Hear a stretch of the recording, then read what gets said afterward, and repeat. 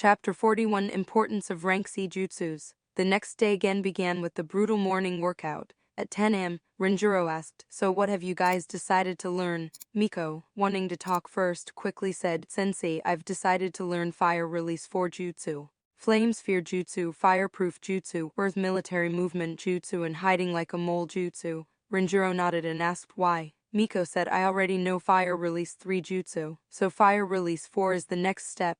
It'll also be a very strong option in close combat.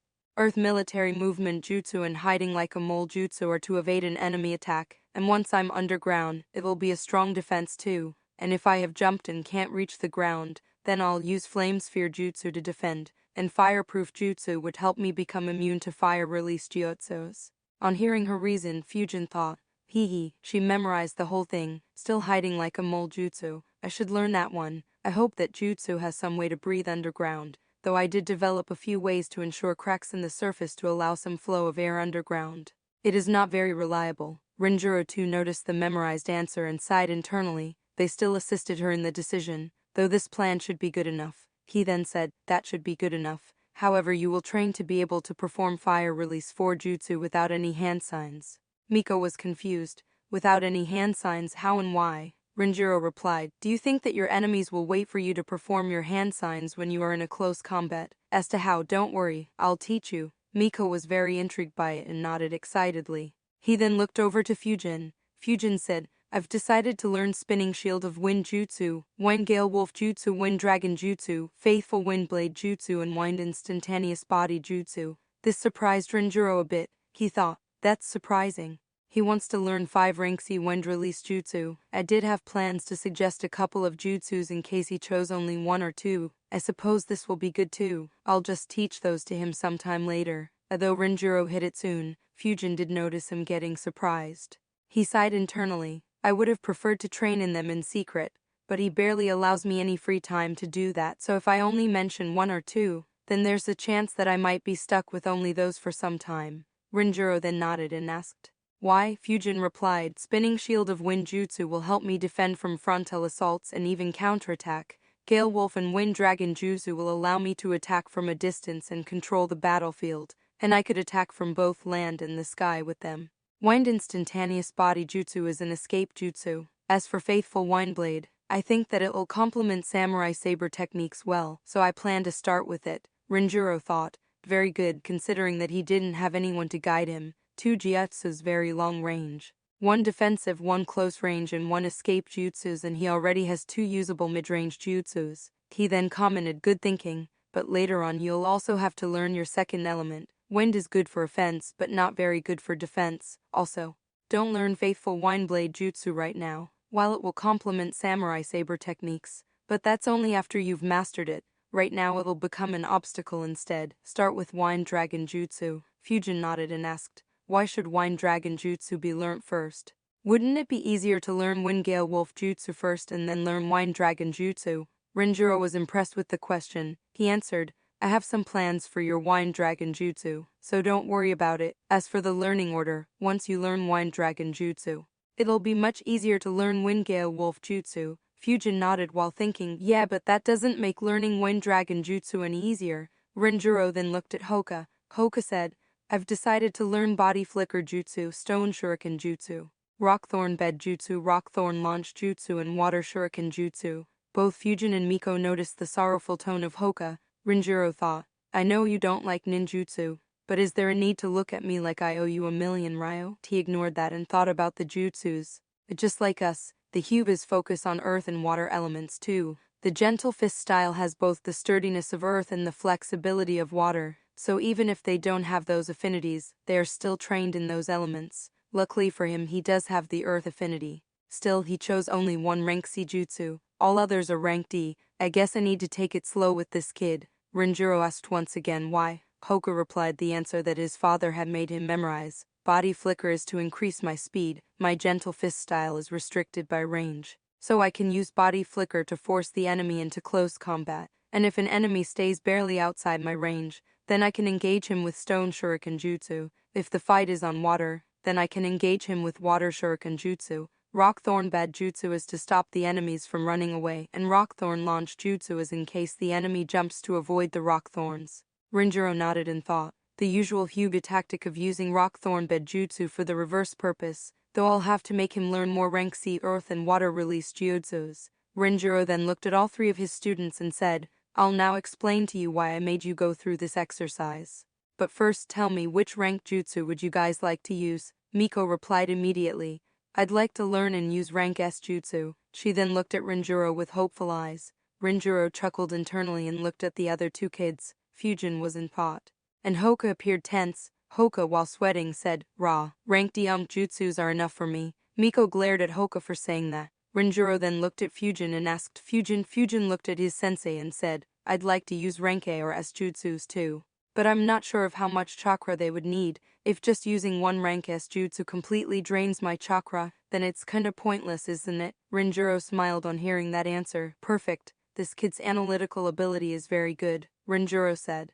You're right. This exercise is for you guys to find the jutsus most suited for you. No matter what rank ninja you become in the future, the jutsus you'll use the most are rank C jutsus. The reason is that the jutsus that are rank B and above drain a lot of chakra and affect your ability to fight for long. He waited a few moments for the Jennings to understand. He continued, so in the future how good of a ninja you become will depend on how good you are at using the rank C jutsus you have. He then looked at Miko and said, it isn't about the number of rank C jutsus you know, but about how good you are at using them. He then looked at Fujin and said, Fujin, use your great breakthrough jutsu on those trees. Fujin nodded, made the hand signs, and released his great breakthrough jutsu. The jutsu created a lot of winds, causing the branches to shake wildly and a lot of leaves and twigs to fall down.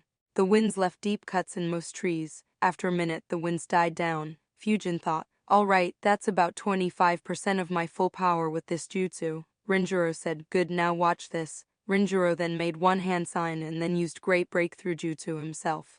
The power behind his jutsu was easily over 10 times of what Fujin had done. The winds went through a few trees, 3 trees were uprooted, and even though the jutsu wasn't directed at them, Fujin, Hoka and Miko all felt those winds and had to hold on to the ground. Hoka and Miko were very shocked by what they saw, whereas Fujin had only one thought, isn't this illegal deforestation? Someone call the cops and the media. Old man Hashirama is no longer alive to just create more trees out of thin air, Miko asked enthusiastically. But how? Why is your jutsu so much stronger than Fujin's? Rinjiro replied. Because I have mastered this jutsu to a greater degree than Fujin. Fujin rebuked internally. Incorrect, old man, you still had to use one hand sign. You just charged the jutsu with way more chakra than I did or can. Though I guess you were more efficient in chakra use. Rinjiro continued. Then this wasn't my full power, nor have I completely mastered this jutsu. Had it been Lord Hokage, then he could have leveled this whole forest with just this jutsu. Miko, Fujin and Hoka were very surprised and excited at that information. Or at least the other two were. Fujin sighed internally thinking, Hiruzuna is a lot scarier here than in Naruto. I really wonder if Orochimaru will really be able to kill him or not. Satisfied with his students' reactions, Rinjiro said, so this is why. You need to focus on learning and mastering the proper rank C jutsus. In the future, these jutsus are what you'll be using the most. Of course, it doesn't mean that you should not learn higher rank jutsus. The additional power they provide is very useful.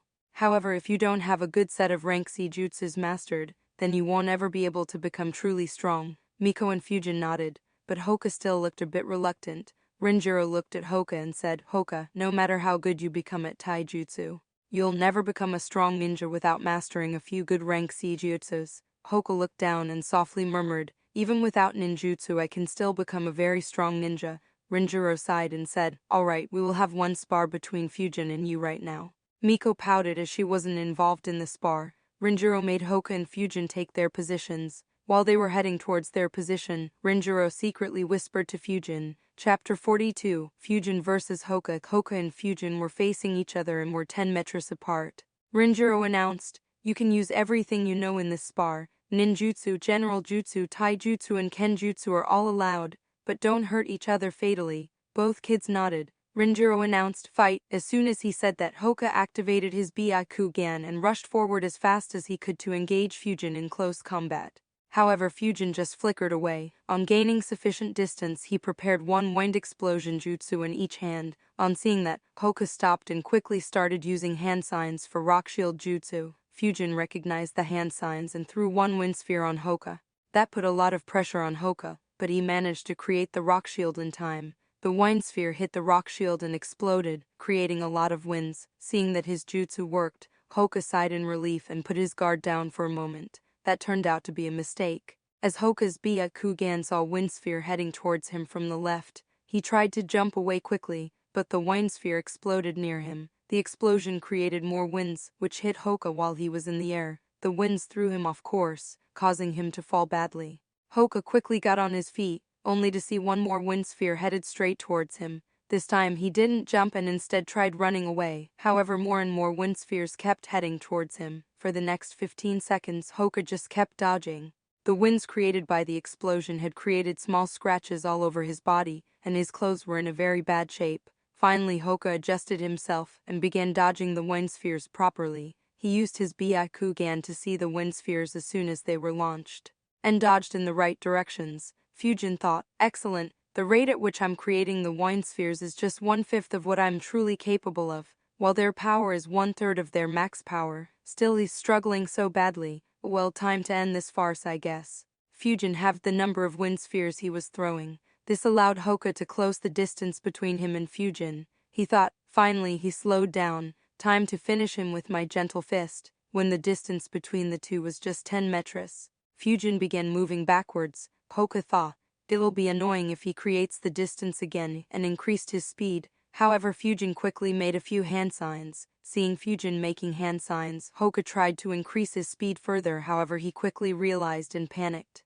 He quickly tried making hand signs for Rock Shield Jutsu, but it was too late. Fujin, who was merely a few meters ahead of him, blew strong winds straight at him. The resultant winds blew Hoka back with force. Rinjiro, who was planning to jump in, noticed. I see Fujin put a very low amount of chakra in the jutsu, and it seems like he also made it very mild. Had he used as much force as he displayed earlier, that jutsu could have maimed Hoka. The winds blew Hoka around 50 meters back, though Fujin tried to limit its power. Hoka still got dragged along the ground, causing him a lot of scratches which bled. After the wind subsided, Fujin picked up a small pebble nearby and threw it at Hoka. As Fujin had expected, Hoka still got up and wanted to fight more. He noticed the pebble heading towards him and stepped aside. He was about to rush towards Fujin again, however the pebble suddenly took a hard turn and headed straight at him. Hoka couldn't react and the pebble hit him straight on his chest. It didn't cause any damage to Hoka, but Renjiro announced, "That's enough. Winner is Fujin." On hearing that, Hoka dropped to his knees dejectedly. Though he didn't want to admit it, he knew that if Fujin had used a shuriken instead of a pebble, he would have been injured very badly. This loss hit him hard. Fujin expected it, and so did Renjiro. During the 4 years of his academy, Hoka had never lost a fight to any of his classmates. In his second graduation exam, he even beat his seniors. However, this time he was defeated, and he never even had a chance. Looking at Hoka's crestfallen expression, Renjiro sighed. While I expected this result, I didn't think it'd be so bad. He didn't even have a chance. He then looked at Fujin and thought, this kid though, even though I asked him to maintain distance while fighting, I didn't expect him to do this well. He controlled the flow of the whole battle, and had Hoka moving exactly how he wanted. He even threw a sphere on Hoka's defense on purpose, just to get his guard down. There's a lot more to this kid than we thought. It makes me very interested in his future. Perhaps in the next Great War, he might be an important figure. He then looked at Hoka and said, so, do you understand now why ninjutsu is important? Hoka looked up at his sensei. Rinjiro continued, your opponent used 2 rank D and 1 rank C jutsu. One was a movement jutsu and the other 2 were mid-range jutsu, while you only used 1 defensive rank E jutsu. You specialize in taijutsu, but you didn't even get a chance to engage your enemy in taijutsu. Hoka nodded sadly. Rinjiro then put up a kind smile and said reassuringly, I know that you like taijutsu a lot, and I support your enthusiasm for it, but you need to know ninjutsu too in order to be able to use your taijutsu effectively. There hasn't been any ninja who has become strong by only focusing on taijutsu and neglecting everything else. While he was saying that, he secretly thought, though there was one ninja who could challenge what I said, Might Dewey. He killed 4 swordsmen of the mist and forced the remaining 3 to run away. Just like Minato was credited for our victory against Iwa, Dewey can be credited for our victory over Kiri. They never dared to ever fight us again after that incident, though I would still stand by what I said to Hoka, despite Dewey being as strong as he was. He still struggled at completing normal missions, not knowing any good general jutsu or ninjutsu and just depending on taijutsu is a bad idea. His son, despite preferring taijutsu and mostly using it, does know a decent amount of ninjutsu, but if his taijutsu keeps advancing at the same rate, he might make what I said invalid. Hoka nodded his head and said with determination, "Yes, sensei, I will work hard on my ninjutsu too." Rinjiro kept his kind smile and sighed in relief internally. Finally, I got another kid on the right track, I have to admit. The old man's tactics in handling kids are the best. No wonder he was able to train 3 Sanins. Anyways, my team is finally set. He then looked at all 3 of his students and said, "I hope all of you have realized the importance of rank C jutsus by now." Fujin, Hoka and Miko nodded. Rinjiro continued, "In terms of ninjutsu, your next focus will be on learning and mastering rank C jutsus. Until I say otherwise, none of you will attempt to learn a rank B or higher jutsu." He then advised the kids more and ended the day by saying, "This will be your today's assignment. Fujin, you and Miko will take Hoka to the village hospital and see that his wounds are tended to. And Fujin, meet me here at 2 p.m. He then flickered away. On the way to the hospital, Hoka was walking in an awkward manner. The morning training followed by getting several cuts took its toll. Seeing him wobble, Fujin said, "Sorry about that." Hoka replied, "It's okay, don't worry about it." Miko said, "Yeah, it's just a few cuts, stop wobbling and walk faster." Hoka, however, replied with his usual stoic face, "Perhaps if I slept for over 2 hours during the morning workout, I might have been able to walk properly." Hearing that, Fujin chuckled, while Miko became very embarrassed. Fujin and Miko accompanied Hoka in the hospital. Hoka was asked to go to a ward. First, a civilian doctor arrived and cleaned all his wounds up. 5 minutes after the doctor left, a medical ninja arrived and healed all the cuts on him and advised him to take rest for the remaining day. Fujin observed the entire process and then looked at Miko with a hint of jealousy. He sighed, thinking, "If only I had the Sharingan, I'd have just copied mystical palm jutsu and been done with it." They then said farewell to each other and left. Chapter 43, Training under an Elite Junin. In the afternoon, Fujin visited the training grounds where Renjiro trained him in the basics of samurai saber techniques. Next day again began with the same workout. At 10 am, Renjiro said, "Today we will begin learning new jutsus. Hoka, you'll begin with Rock Thorn Bed Jutsu. Fujin, you'll start with Wind Dragon Jutsu, and Miko, you'll start with Fire Release 4 Jutsu."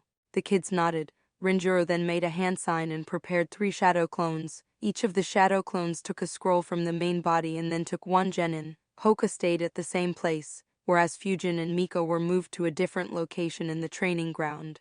The clones then gave the scroll to the genins and asked them to read and start attempting the jutsu. As the kids began to learn them, the clone constantly kept a watch and gave tips and advice when they felt the need to. The training under Renjiro continued in this manner. The morning workout remained the same, whereas in the 10 am to noon session, Renjiro alternated between training them in team formations and ninjutsu training. In the afternoons, Renjiro trained Fujin with the sword, and from 6 p.m. to 8:30 p.m., Fujin trained by himself. He either practiced the jutsu he was learning, or fought against his shadow clones. Fujin found the training under Renjiro to be very helpful, even though Fujin was already able to perform a few jutsus without hand signs. Getting tips from Renjiro on the same helped him optimize it even further. Learning new jutsu became much easier too due to the tips Renjiro gave. He learned the Wind Dragon Jutsu in a week, Wind Gale Wolf Jutsu in 2 days, Spinning Shield of Wine Jutsu in 9 days, and Wind Instantaneous Body Jutsu in 3 days. The rank C jutsus provided some challenge for Fujin.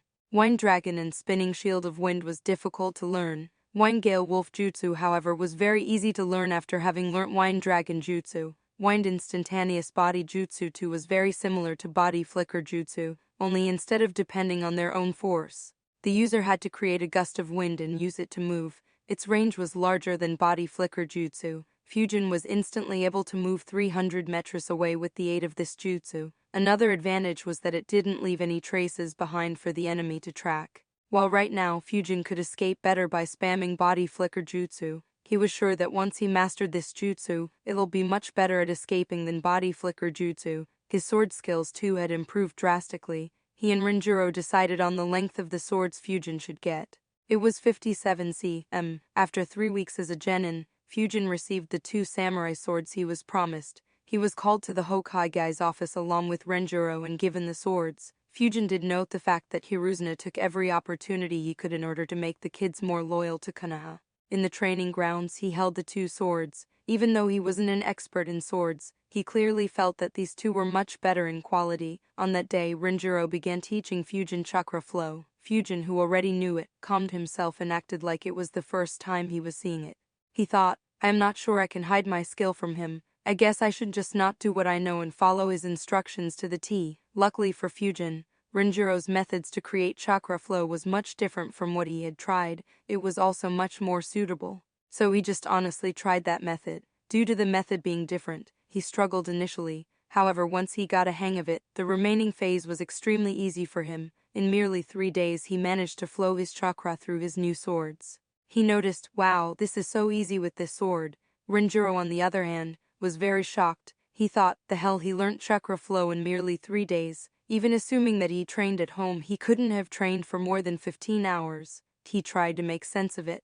Did he already know it? He tried analyzing and concluded no. His struggle initially was very real. It's just that after he managed to do it a little bit, the rest became very easy for him. It's as if it was second nature to him. His analysis shocked him even further. He finally chuckled and thought, Master Mifune, it seems like I have picked up a student more talented than anyone in the Land of Iron. With that thought, he began laughing loudly. Ha ha ha ha, that laugh did attract Fusion's attention. He thought, did he notice? No, that shouldn't be it. I guess it's my talent. Sigh, there was no other choice. Still, he doesn't need to laugh like a retard. Renjiro noticed Fusion looking at him with a concerned look, as if he was wondering whether his sensei needed some medical attention. He said, don't worry about it, kid. I just recalled an old geezer who was bragging about the talents in his village. Anyways, now that you have learnt chakra flow, we'll work towards mastering it. The intensity of the training too will increase a lot. Fusion nodded. From that day onwards, Renjiro became much more enthusiastic in teaching the samurai saber techniques to Fusion. That also meant that the training became much tougher. It almost became half as intense as the morning workout. Miko and Hoka too made a lot of progress. Miko learned all her jutsus within the first 2 weeks, whereas Hoka needed a month to learn his. Learning body flicker made Hoka a much better ninja. By the end of the month, Miko finally managed to get through the entire morning workout. As soon as she did that, Renjiro asked her to start activating the training seal to 1% of its maximum capacity. Poor girl's joy at completing the workout quickly turned to horror. He had increased the pressure on Hoka's and Fusion's bodies too by making them increase the pressure of their seals to 32% and 15% respectively. Author's note: I'll call that seal training seal from here onwards. Probably should have named it when I introduced it. Apart from the personal improvements, the squad had also improved as a team. Within the first week, all the basic 4-man and 3-man formations were drilled into the trio. After that, Renjiro began working on their teamwork and combination attacks. A lot of exercises and spars were conducted to improve teamwork. For combination attacks, Fusion and Miko were made to combine Wind Dragon and Fire Dragon jutsus. It took a few days to learn, but the result was excellent. The Fire Dragon was enhanced by the Wind Dragon, nearly doubling its size. Its power was around 4 times the power of both the jutsus individually. The dragon could shoot wind explosion jutsu from its mouth, however, instead of normal winds. It was made of incredibly hot winds. On their first experiment, they nearly caused a forest fire. Luckily, Renjiro was closely monitoring this training and quickly used waterfall jutsu to douse the fire. Seeing that, Fusion thought, isn't this very similar to Scorch style? I guess only the power is lacking. Fusion looked at Renjiro and asked, Sensei, is it possible for only one ninja to perform this combination jutsu? And I mean without using clones? Miko was very intrigued by this question and paid attention. Renjiro answered, yes, it is possible. You have to use both the nature transformations at the same time and release them together. One way to do it is by doing hand signs for Fire Dragon jutsu with one hand, and for Wind Dragon jutsu with the other. But don't worry about it for now. This is too advanced, you can't do it right now. This answer surprised Fusion. He quickly asked, but Sensei, wouldn't using 2 elements at the same time be a Keki Genkai? How can anyone do that without having the bloodline? Renjiro answered, this indie Keki Genkai. It's merely using 2 elements to complement each other. For example, the Yuki clan has Ice Release Keki Genkai. Ice Release is a combination of water and wind. However, if you combine wind and water dragons, all you get is a water dragon that cuts very sharply. There is no sign whatsoever of any ice forming. Combination jutsus merely enhance each other, whereas Keki Genkai bring a qualitative change to create something very different. On hearing that answer, Fusion fell into his thoughts. I see, so it's possible to combine jutsus in this manner. I didn't know it was possible. This does open up more options for me. I guess I need to start training other elements too. Wind works great with both fire and water. I wonder if it's possible to make it work along with lightning too. Sadly, I don't think there's a lot of scope in using the wind element with earth. I wonder when I'll be ready to learn this though. Would showing off all my cards make him teach it to me? Though not having hidden cards in a world as dangerous as this will suck. He asked Sensei, when do you think I'll be ready for this? If I learn a second element now, would I be able to do this combination jutsu by myself? Renjiro shook his head and said, don't think about this right now. Think about this only after you become a Junin. Your skills in chakra control, chakra molding will need to improve a lot before you begin practicing this. The amount of chakra you have will also need to be much higher, so as I said earlier, for the time being you'll only be mastering rank C jutsus. Fujin nodded dejectedly. Miko too hung her head in disappointment on hearing this. Chapter 44 Combination Jutsus. One day when the 10M session began, Renjiro said, I have taught you one combination jutsu, and you can see how strong it is. I want you guys to think about more jutsus you can use in combination with each other. It doesn't have to be as strong as Fire Wind Dragon Jutsu, but it should increase your capabilities in some way. So think about it, but don't experiment. I'll meet you guys at 11. He then flickered away without giving anyone a chance to say anything. Hoka said, so what do we do? Fujin, who had already thought a few over the past couple of weeks, said, well, let's just think about it, and then discuss to see if everyone is fine with the idea. Miko said, all right. After around 15 minutes, Miko said, Hoka, can your water element mix with my fire element? Hoka asked in a confused manner, but how? Won't my water douse your fire? Miko smirked and said, no it won't. Fish spit jutsu is the only one you have that can generate a small stream of water, and it is very weak compared to my jutsus, so my fire jutsu will evaporate all your water and create a lot of steam. Hoka fell into a thought after hearing it. Fujin was quite surprised with this suggestion. He thought, I didn't expect this brat to come up with something like this. He said, yeah, it'll generate a lot of steam, but can either of you control it? Both shook their heads. Fujin replied, in that case, that can only be used to create a cover and hide ourselves. Miko sighed dejectedly and began thinking again. After a couple of minutes, Fujin said, I have one idea. We can create a double-layered defense. My spinning shield of wind jutsu can stop and reflect all thrown weapons and some weaker ninjutsu. However, if the enemy uses strong ninjutsu, it will be breached. So my idea is to create a shield of wind, and right after that Hoka will create a rock shield behind the shield to cover us further. Hoka thought and nodded. Yes, that could work. However, Miko groaned and said, hey, don't leave me out. Fujin chuckled and said, actually I have one more idea. Hoka, can you use your rock shield jutsu? Hoka was confused and asked, but didn't Sensei tell us to not test anything? Fujin replied, he said that to prevent us from causing an accident. Just using rock shield jutsu will be fine. Also, quickly move behind a few meters after using the jutsu. Hoka nodded and got up. He performed the jutsu and quickly jumped back. Fujin thought, not fast enough. He then said, alright, do it again, only this time. I'll throw a small pebble on you. Dodge that by moving backwards. Hoka made the hand signs and slammed his hands on the ground. Fujin waited for the jutsu to be completed. As soon as it was completed, he threw the pebble on Hoka. Hoka quickly dodged back. Fujin nodded and said, alright, that's fast enough. Miko asked, so what's the big idea? Fujin replied, I'm thinking that both of us should learn this jutsu too. If we do, then as soon as Hoka uses the jutsu and jumps back, one of us can create another rock shield behind his and repeat the same. This way a multi-tiered defense can be made on the fly. Another idea is, if all three of us can channel our chakra in the same rock shield, then will the shield become sturdier or will it become larger? If that works, then it will be very useful too. Both Hoka and Miko nodded and agreed. They began brainstorming once again and came up with a few more ideas. At 11 a.m., Renjiro reappeared. He asked, so what did you guys think of? Fujin started, we came up with an idea of a multi-tiered defense. The basic idea is for me to use spinning shield of wind jutsu and Hoka to use the rock shield jutsu to create the rock shield behind my shield of wind. And we can create more tiers by having Hoka move back as soon as he creates the jutsu, and then Miko could create another rock shield and repeat the same. Renjiro was actually surprised by this idea and asked, what exactly are you planning to defend from? Miko and Hoka looked at Fujin, who replied, a very strong jutsu. Renjiro rebuked him saying, if an enemy uses a jutsu so strong that you need to do this, then you are out of your league and need to retreat. Also, it's never a good idea to have everyone in the squad defending. Also, rock shield jutsu isn't the strongest defensive jutsu. There are many more which can do a much better job. For now, the combination of spinning shield of wind jutsu and one rock shield jutsu is enough. However, if you and Miko want to learn rock shield jutsu, go for it, it's quite handy in combat. Fujin nodded and sighed internally. I guess too much defense isn't a good thing after all. He said, another idea we came up with is for Hoka to use stone shuriken jutsu and for me to control them using projectile control jutsu. Rinjiro nodded and said that should work. Anything else? This time Miko answered, Sensei, I came up with the idea of Fujin throwing his wind explosion jutsus within my fireball jutsu, so the range of the explosion of my fireball will be extended considerably.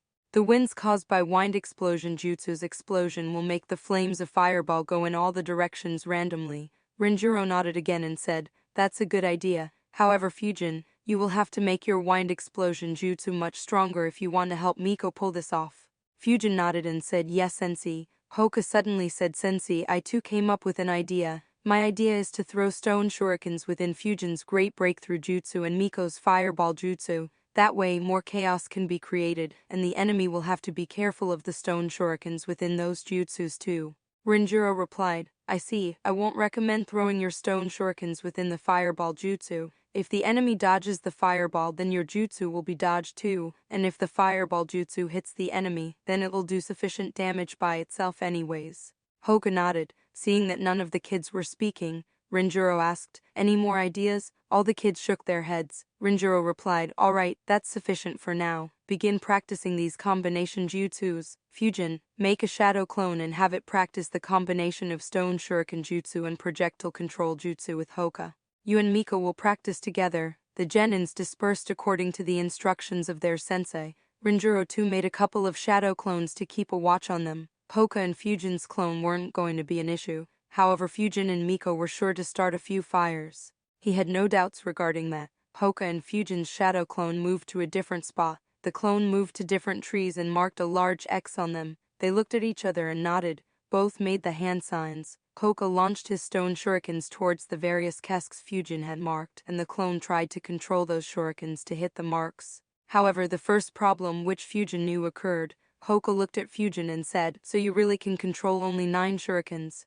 Fujin nodded and said, yeah, just as I had said, and because these are stone shurikens and not as well made as a normal shuriken, controlling it is slightly more difficult. Anyways, let's try the second approach. Hoka nodded and launched stone shuriken jutsu again. This time, Fujin used projectile control jutsu to manipulate all the shurikens. He used it to change the direction of the shurikens towards the left.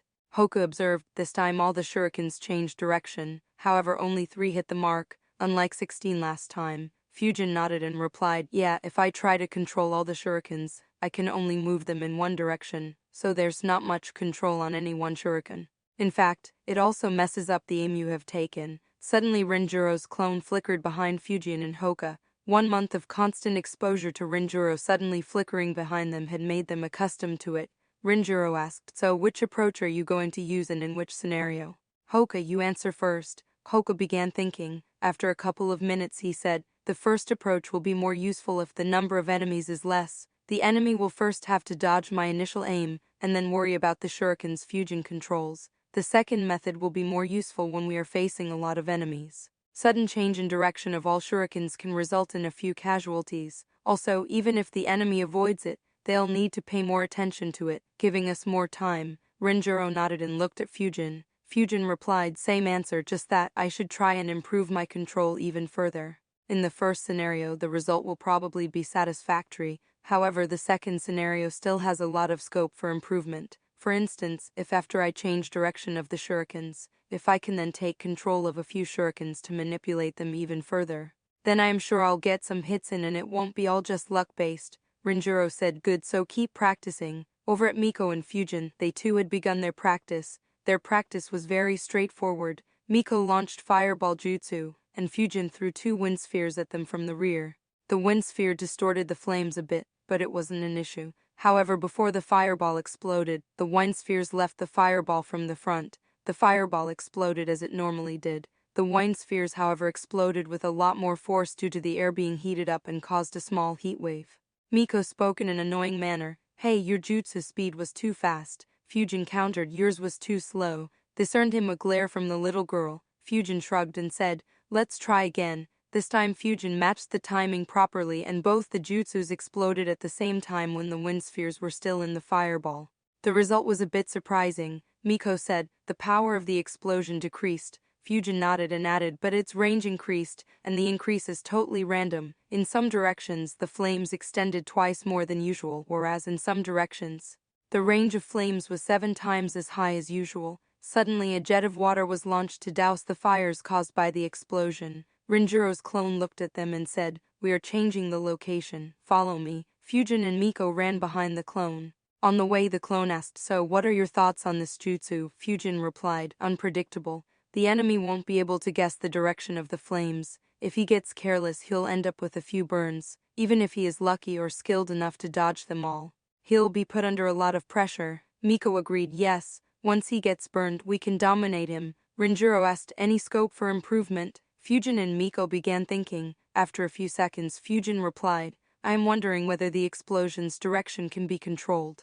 I think that the position of the wind spheres within the fireball is what controls the direction of the explosion. For example, if the wind spheres are to the front of the fireball, then maybe the flames move more in the forward direction. If I know the direction in which the enemy will dodge, I can place the wind spheres in an appropriate position so that the flames move to his new location." While Fujin was talking, Renjuro stopped moving. They had arrived on a riverbank. Renjuro thought, as expected. He replied, "Good. However, don't forget that even your wind explosion jutsu by itself is very random, so you won't be able to control the direction by yourself." He then looked at Miko and said, "If you two want to improve this combination further, then it'll depend on how well you can analyze the explosion with your Sharingans."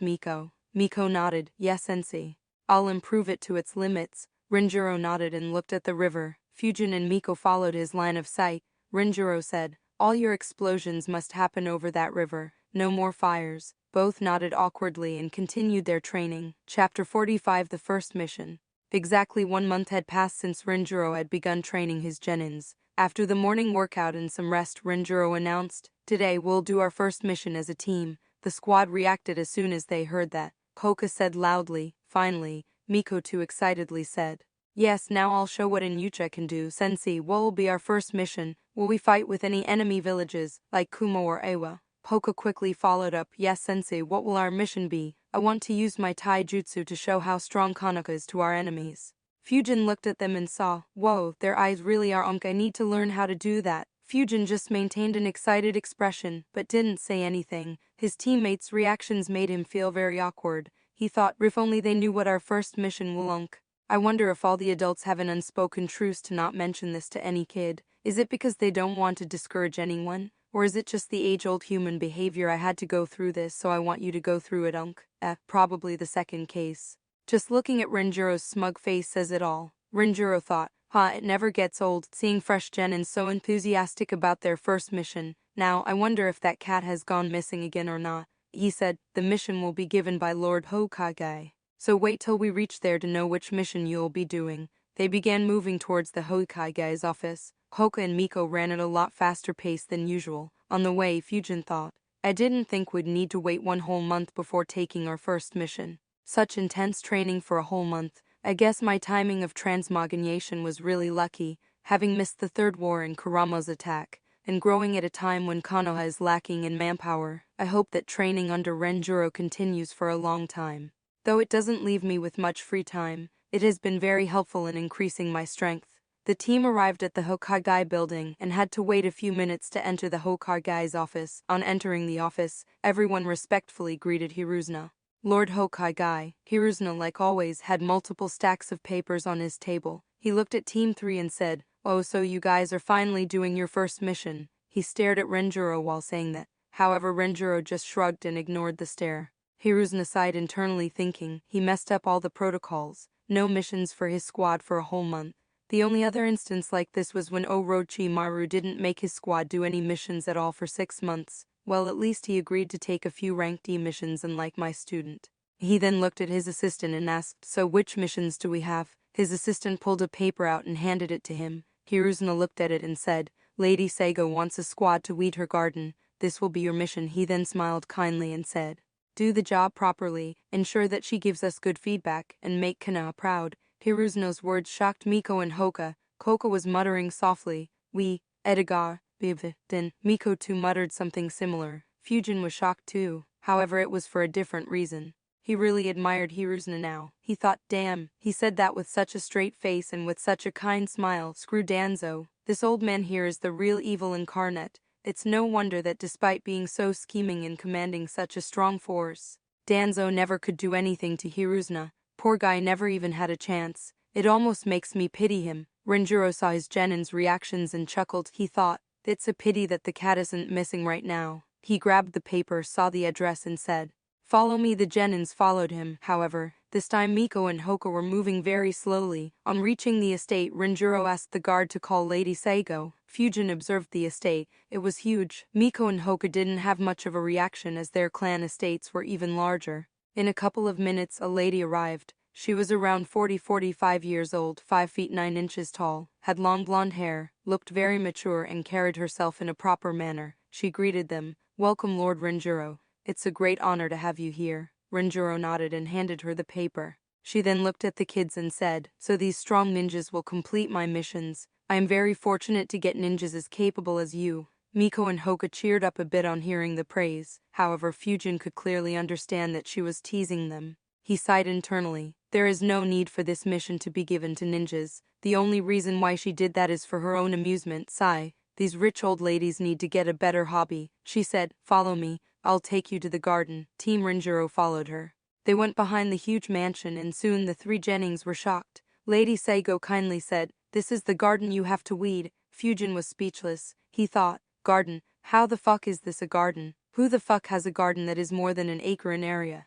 Hoka muttered, this is a garden. Miko almost lashed out and yelled, how the hell is this a garden? This is. However, she was held in place by Renjiro. Lady Seigo suddenly showed a sad face and said, I actually wanted it to be at least 5 acres sadly. That much land wasn't available in Konoha. It once again left the Jennings speechless. Miko was pissed even further. Renjiro just chuckled and said, that's enough talk, get to work. The Jennings began walking forward. Miko softly asked Fujin, hey, can we use Fire Wine Dragon Jutsu? Hoka perked up on hearing that. Fujin too was very intrigued by that idea, though he'd definitely not act upon it. However, Renjiro heard that and announced loudly, no using any elemental ninjutsu, no using any tools, and increase the pressure of your training seals. Miko by 1%, Fujin by 5%, and Hoka by 5%. Miko hung her head and walked forward. Fujin said, let's divide the garden into 3 parts and clear each. Hoka and Miko reluctantly nodded and got to work. Their muscles still ached from the morning workout, and they still had more work to do under higher pressure. While they were working, Lady Seijo returned to the mansion. She entered a balcony that faced the garden and asked her servants to arrange a chair, an umbrella, and a few snacks for her and Renjiro. She sat there monitoring the kids doing the work. That pissed the Jennings even more. Fujin muttered under his breath, first that Hiruzna and now this lady. The Tao of shamelessness is very strong in this world. Weeding the garden continued. Fujin got done with his part in an hour and a half.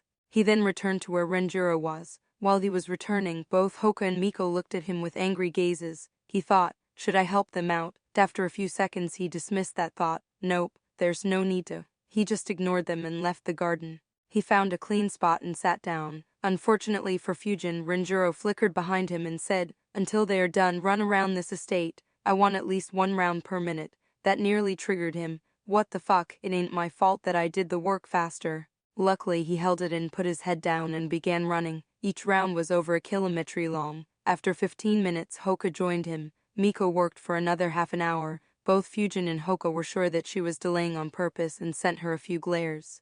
When she was done, Fujin and Hoka stopped after completing that round and glared at Miko. Miko smirked thinking, serves you right for finishing before me. That smirk pissed Hoka, but Fujin just sighed and said, who would have thought that the mighty Yucha would need 2 hours and 15 minutes to merely weed a garden? Hoka quickly nodded and agreed, yes. This was so unexpected. Is this what she meant by, I'll show what an Yucha can do? That jibe made Miko go red with anger and embarrassment. She was about to reply angrily when Renjiro stopped her. Lady Seigo stepped forward and said, thank you for clearing the weeds in my garden, young ninjas. You guys did an amazing job. This earned her a glare from all the 3 Jennings, but she maintained her smile. She then handed Renjiro a paper and they left her estate. They returned to the Hokage building. Renjiro led his Jennings to a room on the 1st floor. He handed the paper to an employee there. The employee checked the paper, stamped and filed it. He then gave Renjiro a white packet and they left the room. Renjiro then led them to another room. There were a few more employees working here. One of them was a chunin, while the others were just normal civilians. Renjiro said, "Remember this room. In the future, if you ever want to take any missions, you can come here and ask the chunin who is in charge here. He will assign you your mission depending on your preference." Past performance and ranks, the Jennings nodded. They then moved to the ground floor. Renjiro said, "That's it for today. From now onwards we'll be doing one mission every week. The remaining training continues as usual. Fujin, on the mission day you won't have training in samurai saber techniques." Fujin nodded. Renjiro then took out the white packet he had received earlier. He said, "This is the reward for our mission. We'll be splitting it 40-20-20-20, 40% for me, and 20% for each one of you, when you do missions with others in the future. Remember that this is how the rewards are usually split. The leader gets more than the other squad members." The Jennings nodded, but all three had the same thought. "But you didn't do any work at all, Sensei." However, no one spoke it out loud. After splitting the rewards, the squad dispersed. On his way to Yakiniko-ki, Fujin thought, Tank Ryo reward for a 2 hours job. If I had made clones and worked with them instead of my teammates, I'd have finished faster. Not bad, but not as fast as earning money by selling scrolls. Either way, getting 12 Ryo per week would be much better than the Onik Ryo per month they provided me earlier, though it won't be enough to allow me to make as big a purchase as I did earlier. I wonder if I should do a lot of rank D missions in a day or two sometime later to show that I've earned money via legitimate unk. Or should I come clean with my ability to create storage scrolls? T thought for a bit and decided, no, right now Renjiro barely gives me any free time. If I say that I'll study Fuinjutsu in the evening, then that'll be considered suspicious or stupid. I should leave it till my training under Renjiro is completed, or the training time is decreased. He is an elite Junin after all. I don't think Konoha can allow him to train 3 Jennings for very long. While thinking, he had already reached the restaurant. He went in and made the order. While waiting for the food to be delivered, he thought this world is pretty dangerous. While initially I was just being cautious, I'm now glad that I was so cautious and kept most of my abilities hidden, even ignoring the crazy strong abilities so many here have. Just the mere shamelessness of these people is alarming. Hiruzuna saying what he said with a straight face, Renjiro taking 40% of the reward, today's client sitting on the balcony to enjoy the misery of little Unk. The Tao of shamelessness is crazy strong in this world. Their skins are thicker than the Hokaigai monuments. The same will also apply to the enemies. Sigh, I hope Obito and Nagato play according to the script. If they don't, then it'll be chaos. The meal arrived. Fujin picked up the meat with tongs and laid it on the charcoal brazier. Waiting for the meat to roast, he thought, well, no point in worrying about these things. There is nothing I can do about it anyways. Let's just hope for the best. Concluding his thoughts, he turned his focus on his lunch. Chapter 46 triggered in the next day. After the morning workout, Renjiro had another discussion with his team. He said, "You have made good progress over the last month, so I'll now tell you how to progress further." The Jennings nodded and listened attentively. Renjiro looked at Miko and said, "The jutsus you know currently are sufficient enough. So you don't need to learn any more ninjutsu, just focus on mastering the ones you know currently, especially Fire Release 4 Jutsu. In addition to ninjutsu, you also need to learn general jutsu, so in your free time, ask your parents or clan elders to teach you more Sharingan-based general jutsu. And keep working on your physique. You need to be able to complete the morning workout while enduring 10% pressure from your training seal." Miko nodded and said, "Yes, sensei, I'll work hard." He then looked at Fujin and asked, "Have you decided on your second element?" Fujin nodded and said, "Yes, sensei, I have decided to choose Earth as my second element." Renjiro nodded and asked, "Any ideas on which jutsus you want to learn?" Fujin replied, "I've decided to learn Rock Shield Jutsu, Earth Instantaneous Body Jutsu and Earth Holding Jutsu." Renjiro asked why. Fujin replied, "Rock Shield Jutsu will provide me with a very good defense. Earth Instantaneous Body Jutsu is a movement jutsu, and I can use Earth Holding Jutsu to trap the enemies, or keep me and my squad on the ground." Renjiro thought for a few seconds and said, "Rock Shield Jutsu will be good for you, but why do you want to learn Earth Instantaneous Body Jutsu? You already have 2 movement gyotezos. Also, Earth Holding Jutsu is very slow to actually trap anyone capable enough, so it isn't very useful. So why do you still want to learn it?" Fujin replied, "Well, there's no harm in learning more movement jutsus. Also, escaping through the ground will also provide a good defense as well as stealth. If the enemy isn't a sensor, it can also be used to sneak up on the enemy. As for Earth Holding Jutsu, My main aim is to split the enemy's attention and have him keep an eye on the ground, especially if I can do it without hand signs. I also wonder if I can suppress its chakra signature to perform it very stealthily. If I can trap the enemy momentarily, it'll be enough for us to incapacitate him. Rinjuro thought, nice thinking once again. Though learning a third movement jutsu is wasteful even with his explanation, Rinjuro nodded and said, all right then, rock shield jutsu you can learn by yourself. The remaining two will be learnt under my supervision. In addition to these, we'll work on mastering the jutsus you already know. Finally, Rinjuro looked at Hoka and said, Hoka, your current status in ninjutsu is much better than before we began the training, however it's still not enough. Hoka nodded and paid attention. Rinjuro continued, you will learn 4 more earth release jutsus. They will be boulder throw jutsu, quicksand jutsu, stone spear jutsu, and earth instantaneous body jutsu. Boulder throw is a mid-range offensive jutsu, quicksand is a trapping jutsu, stone spear is a mid-range jutsu, and earth instantaneous body is a movement jutsu. Hoka sighed and nodded. Rinjuro smiled and said, don't worry, these would be the only rank C jutsus I'll force you to master. I will advise you to learn more in the future, however the decision is in your hands. Learning rank C water release jutsus will help you. In addition, once you have mastered these earth jutsus, you should learn 2 rank B earth release jutsus. The first is Earth Dragon Jutsu, which will increase your capabilities in fighting a ranged battle, and Earth Wall Jutsu, which is one of the best defensive jutsus in existence. They will complement your gentle fist style perfectly, and you can then focus entirely on your taijutsu. Hoka showed a look of determination and replied, yes, sensei, I'll master these ninjutsu. Rinjuro continued, in addition to your ninjutsu and taijutsu training, we will also focus on your general jutsu. He wanted to continue, however, Hoka's expression was a sight to see after hearing that. Rinjuro chuckled and continued, whether you learn general jutsu or not will be left for later. For now, I will teach you how to counter general jutsu. Rinjuro's chuckling and his gaze gained the attention of his students. Both Fujin and Miko looked at Hoka and had a laugh. The training under Rinjuro continued. Over the next 6 weeks, Fujin and Hoka had got all the jutsus down and were practicing to master them. Fujin could now do all the newly learnt rank C jutsus with just one single hand seal. Rinjuro's instructions while learning earth release jutsus were much better as compared to wind release jutsus. He also had a more in-depth explanation regarding how chakra should be molded and how to do it faster. Due to this, Fujin's speed of learning earth release rank C jutsus was almost comparable to when he was learning wind release jutsus. The practice of combination jutsus too continued and they got much faster at performing them. For general jutsu, Rinjuro's clones started by casting rank D general jutsu on Hoka and Fujin.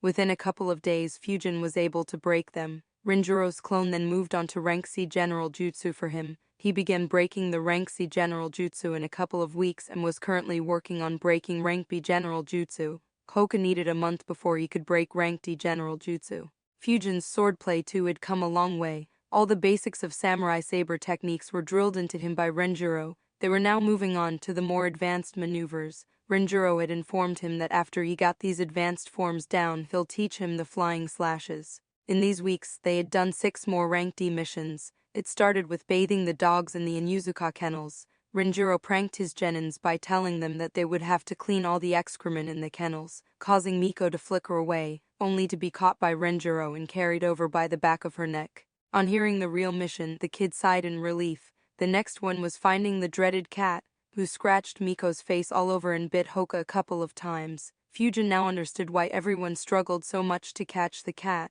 It was a freaking ninja cat and was a master in sneaking and using diversions. Even with that, the mission wouldn't have been challenging. However, Rinjuro added a condition. The genins weren't allowed to walk or run on the ground and were only allowed to run on the walls. If there weren't any walls, they had to create rock shields in order to create such a surface. It was followed by cleaning all the emergency shelters. Fujin figured that it was the village's way to make them remember all the shelters around Konoha. After that, they had to deliver mail all over Konoha to various clans and nobles. It was followed by babysitting a couple of Yamanaka kids. And lastly, they had to sow seeds in a farm. Observing his teammates, Fujin was sure that they were very close to completely triggering and making a scene. One difference Fujin noted was that after the first mission, the remaining missions weren't handed to them by Hiruzuna.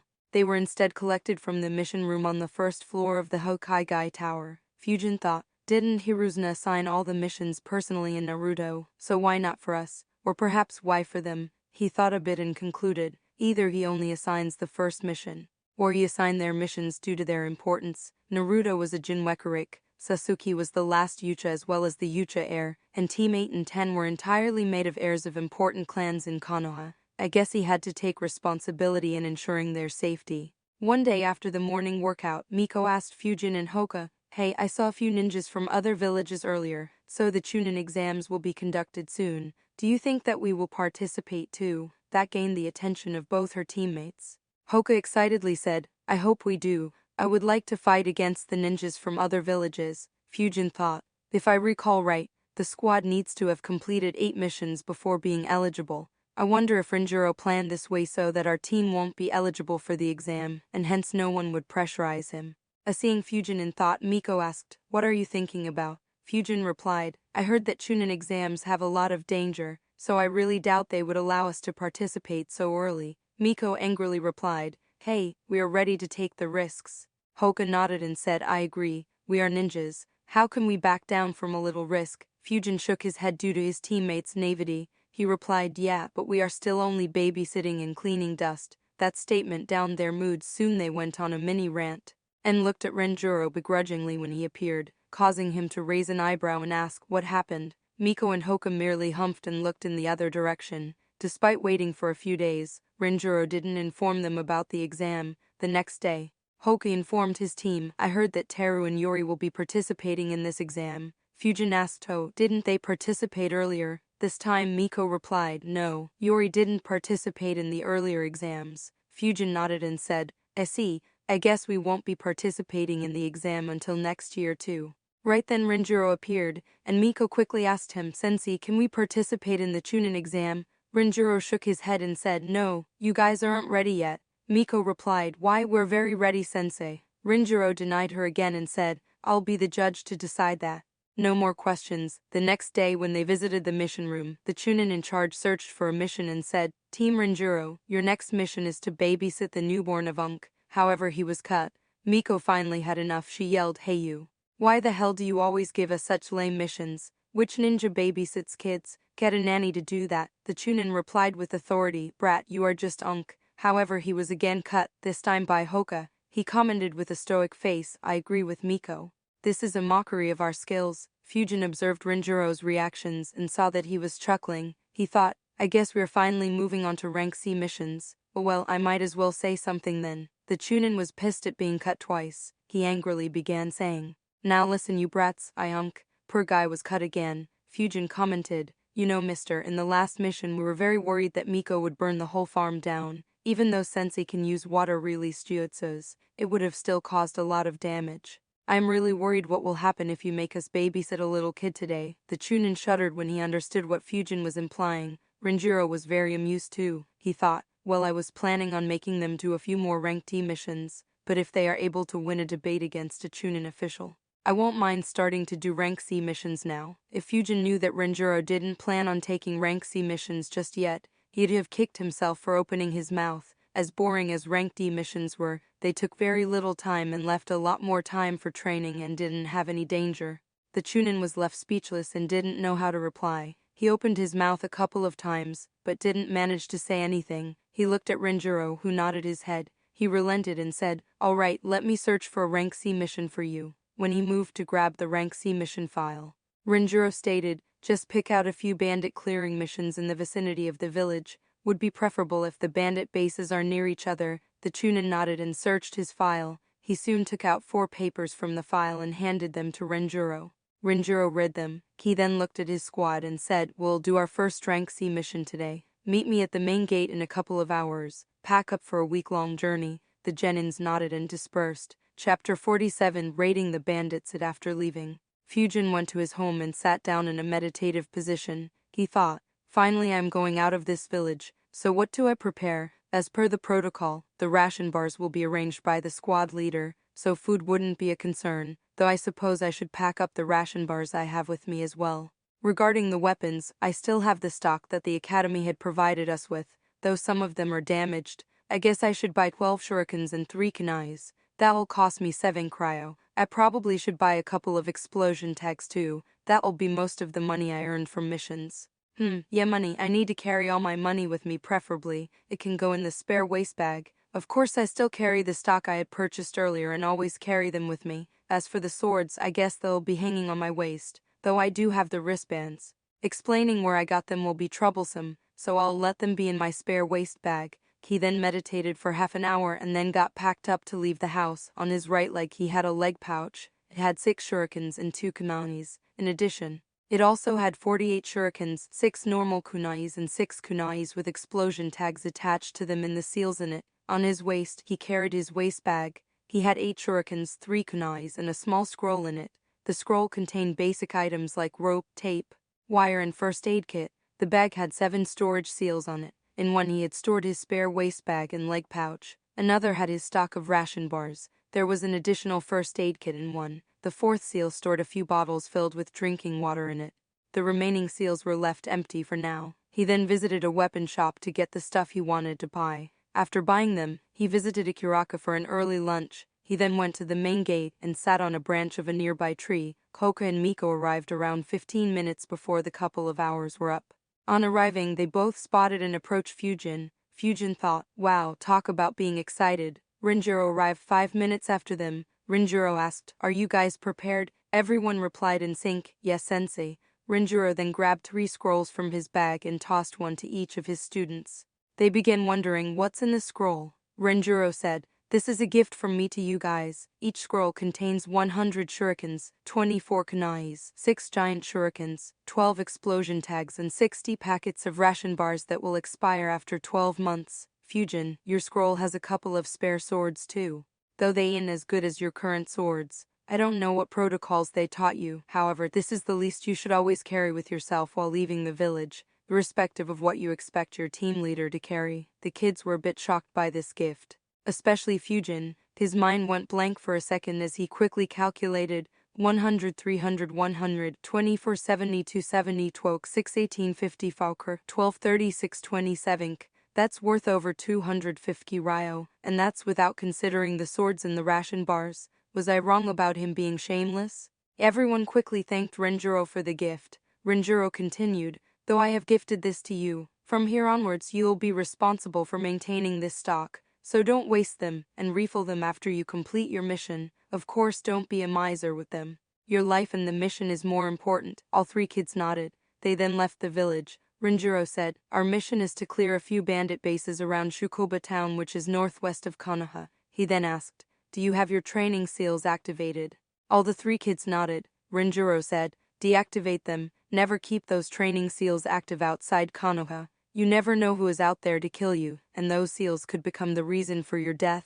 Fujin and Miko nodded, but Hoka asked, but sensei, can't you just protect us from any such danger? It seems a waste to not train our body during this journey. Renjiro shook his head and said, there are many ninjas who are stronger than me in this world, and there are numerous hidden jutsus. Even I can't protect you from every sneak attack.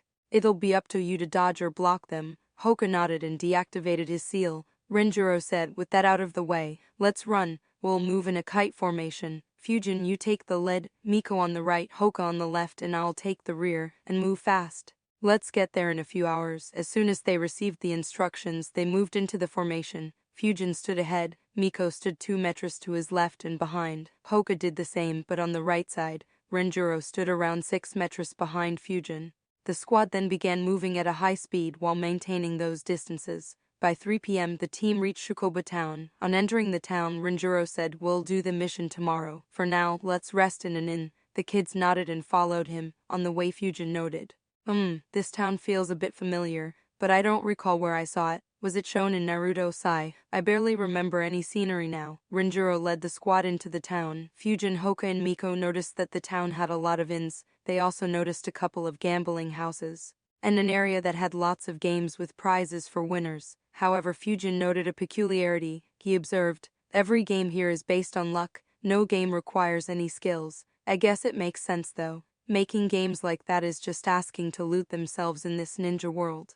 Finally, Renjiro entered an inn. Miko thought, finally, after skipping past 13 inns, when Renjiro began chatting with the innkeeper, Fujin noticed, oh, he seems very familiar with the innkeeper. Is that why we skipped so many inns? After discussing with the innkeeper, Renjiro approached the trio. He handed each of them a key and said, These will be your rooms, stay in the inn. I'll scout out a bit and return in a couple of hours. After Renjiro left, Miko asked, so what should we do now? Fujin sighed and commented, I'd have liked to tour this town. Sadly, he asked us to stay in the inn. Hoka added, yeah, and we can't even train physically. Fujin said, let's just retire to our rooms and meditate. Tomorrow will be our first instance of real combat. Everyone nodded and retired to their rooms to meditate and rest.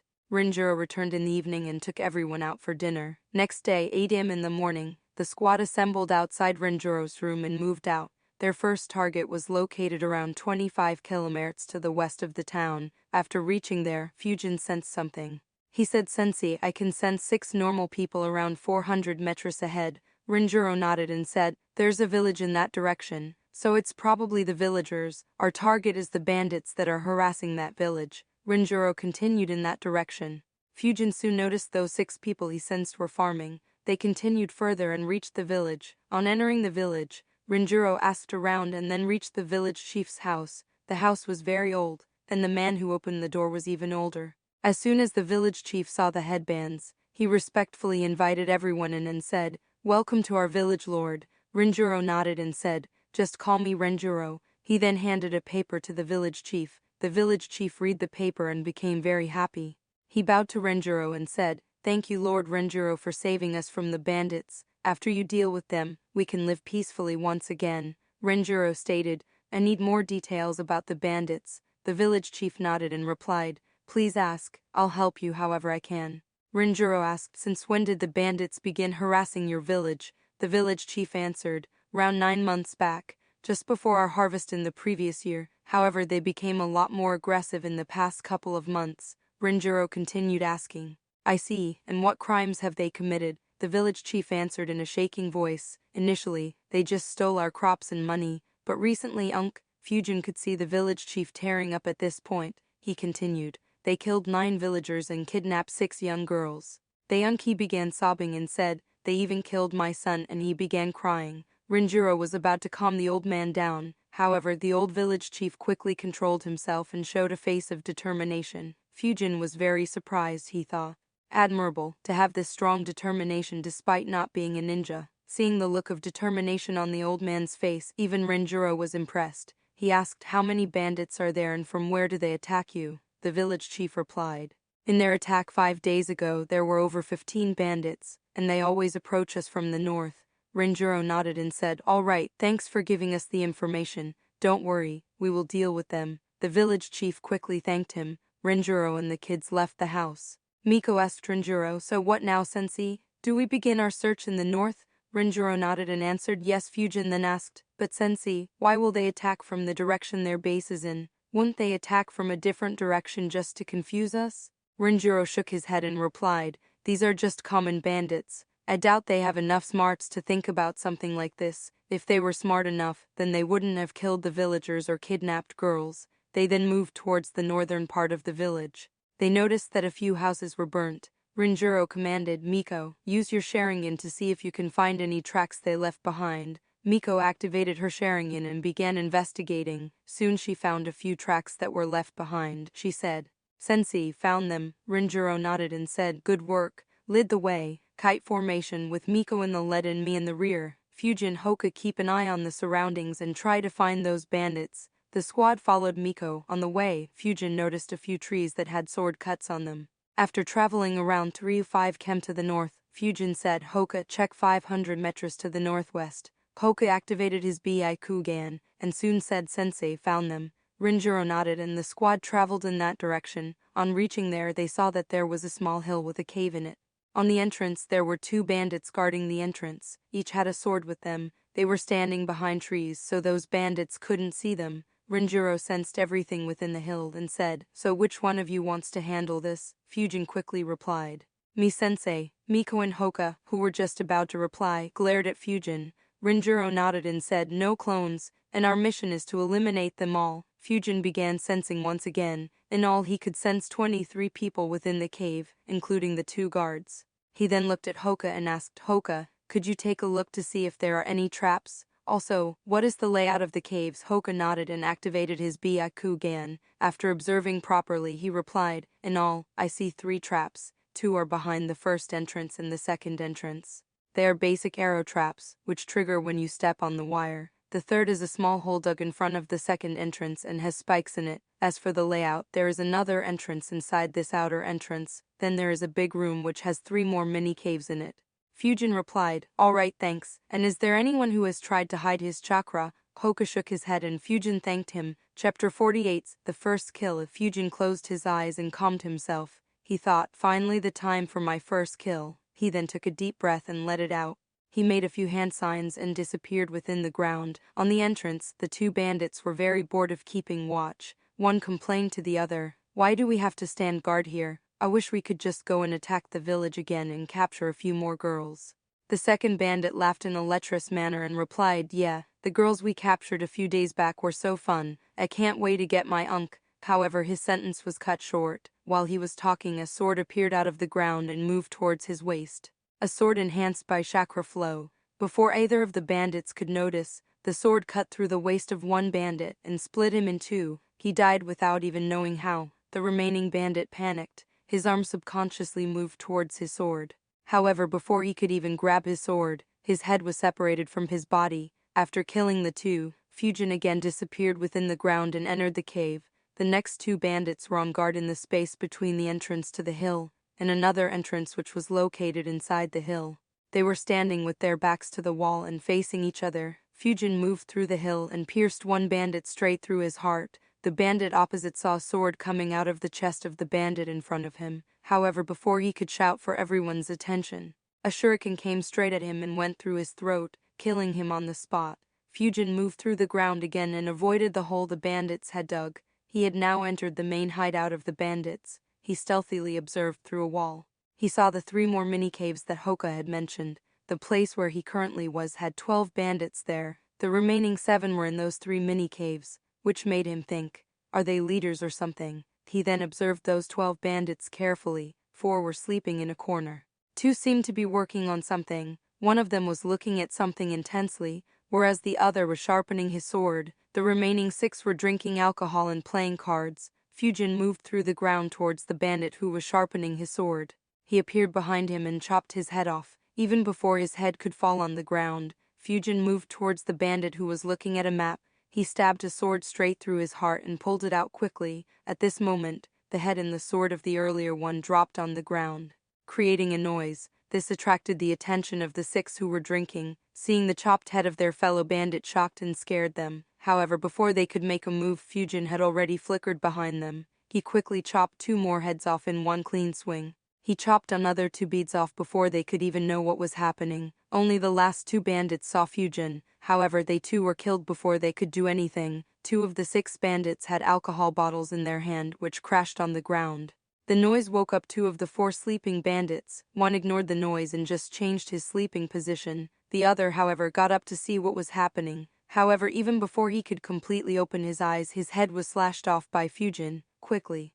Fujin also stabbed his sword in the throat of the guy who turned and followed by stabbing the hearts of the remaining 2. He then disappeared in the ground again and entered one of the 3 mini-caves. The first one had 2 bandits, who were quickly stabbed through their hearts. In the second cave, Fujin could sense 3 people. Fujin quickly moved in and stabbed the one who was resting along the wall through his heart. He quickly moved in to kill the second one who was laying on the ground. However, his sword stopped a few inches away from her chest.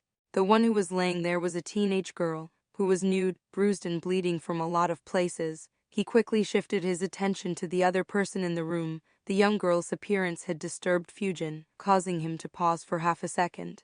This gave the bandit an opportunity to grab his sword and charge towards Fujin. Fujin just raised his left sword to block his sword, and stabbed his other sword through the bandit's heart. He decided to move in the remaining mini-cave, but he heard a loud shout. The last bandit yelled, "Bastards, who is wasting my good wine? It unk." However, his words stuck in his mouth when he saw the gore in his hideout. All he saw were chopped heads and the dead bodies of his bandits. He saw all the blood that was flowing on the ground. He was horrified and asked in a shaking voice, "Unk." However, he never completed his question, as a sword pierced through his heart from his back. Fujin pulled his sword out and created a shadow clone. The clone went out to report to Renjiro and to call him in, whereas he began cleaning the blood off his sword. Finally, while cleaning his sword, he looked up at the dead body lying in front of him. as well as the 12 dead bodies in the hideout. The sight and the stench caused him to vomit immediately. He thought, damn, as I thought, the first kill was a big deal. I didn't feel anything while I was in the midst of killing them. But he vomited more and shivered at what he had done. As soon as he began vomiting, Renjuro's shadow clone popped out of the ground and asked, "Are you fine?" After Fujin was done vomiting, he nodded his head. He got up and sat in a corner. Renjuro said, "It's all right. The first kill is always difficult. In the future you'll have to kill a lot more." Fujin nodded. Renjuro said, "Close your eyes and calm yourself." Fujin listened to Renjuro and closed his eyes and began clearing his mind. At that time, the clone reached Renjuro and reported the success of the mission to him. Renjuro then brought Hoka and Miko to the cave. When they reached the entrance, Miko and Hoka finally got a very clear view of the dead bodies and smelled the stench. Hoka resisted his urge to vomit, however Miko couldn't and she vomited on the spot. Renjuro saw that, however he didn't say anything. Renjuro used Earth Spear Jutsu to disable all the traps and said, "Follow me." They followed him to the interior of the cave.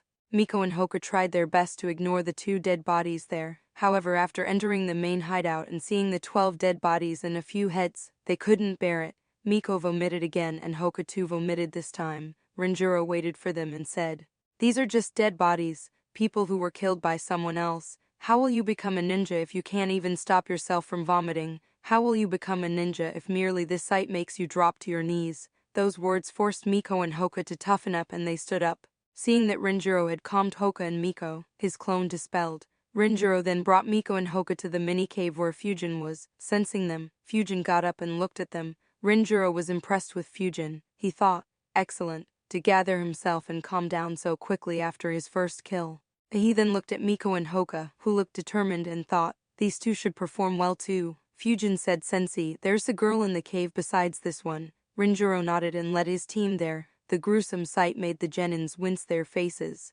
The girl laid bare without any clothes. She was bleeding from her private parts. She had multiple sword cuts all over her body which were bleeding. On her left hand 2 fingers were cut, and on her right leg 3 toes were cut. There were even some burns on her. Even Renjuro sighed at that sight. He thought, I didn't want them to see something like this so early. Renjuro then said, "Fujin, Hoka, wait outside this cave. Miko, apply her first aid." Fujin and Hoka left the cave, while Miko took out her first aid kit and began cleaning her wounds and applying bandages. Outside, Hoka asked Fujin, "You alright?" Fujin nodded and replied, "I didn't think the first kill would be so hard to adjust to." Hoka sighed and said, "I was warned repeatedly by my parents. There were a few ninjas who, after their first kill, couldn't even continue as ninjas." He then looked at the dead bodies and stated, "You are strong, Fujin." Fujin smiled and said, "Thanks, but you should prepare yourself. Tomorrow or the day after it'll be your turn." Hoka nodded grimly. It took Miko around 25 minutes to fix the girl.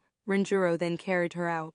He then looked at the girl and said to his students, "Ensure that you become very strong, so that such a misfortune doesn't befall you." The Jennings could hear an uncharacteristic sadness in Renjuro's voice. They all replied with determination, "Yes, Sensei." After leaving the cave, Renjuro made a clone. The clone grabbed the 2 dead bodies outside the cave and tossed them inside. He then used Earthwall Jutsu to seal the entrance to the cave. Fujin asked, "Sensei, don't we have to give any proof to the village chief about completing the mission?" Renjuro shook his head and said, "Nah, on rank C missions that require elimination of bandits, proof is required for assassination missions. If the heads of the bandits are given to the village, then more bandits will target the village in the future." Renjuro then said, "Let's go back to the village." On the way, Fujin asked, "Sensei, have we eliminated all the bandits? What if there are any who weren't in this base?" Renjuro shook his head and said, "Doubtful. You can sense up to half a kilometry and still didn't find anyone. Even if there are 1 or 2 outside, seeing that their fellow bandits are dead,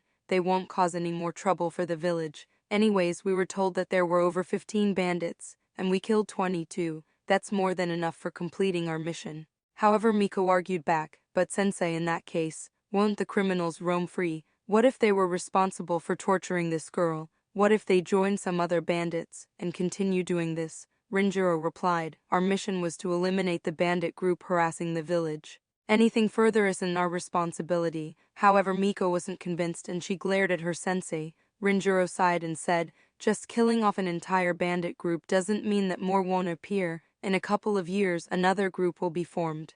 This isn't something you or I can change. So searching for any bandit not in the hideout is pointless. If they join some other group, They'll die when we get the mission to eliminate that group. Miko was still unconvinced, but she stopped arguing. Fujin sighed internally, thinking, no matter the world, the cruelty of humanity always exists. It's many times worse in this world than in my previous world. To torture and mutilate this girl for nothing but fun and amusement. I can't even imagine what they did to the other girls they kidnapped. He then glanced at Renjiro and thought, Konoha, it is reputed to be a very peace-loving village, led by a sage who propagates peace. Of course, anyone with little brains can see that Konoha is nowhere near as peace-loving as it claims to be. The mere existence of Root throws that claim in the trash. However, there's no denying that it still is more peace-loving than the other 4 great villages. Still, it engages in such a practice. While it's true that finding other bandits will be a pain in the ass, it still won't be very difficult. Now these bandits will form a bandit group in the future and become its leaders.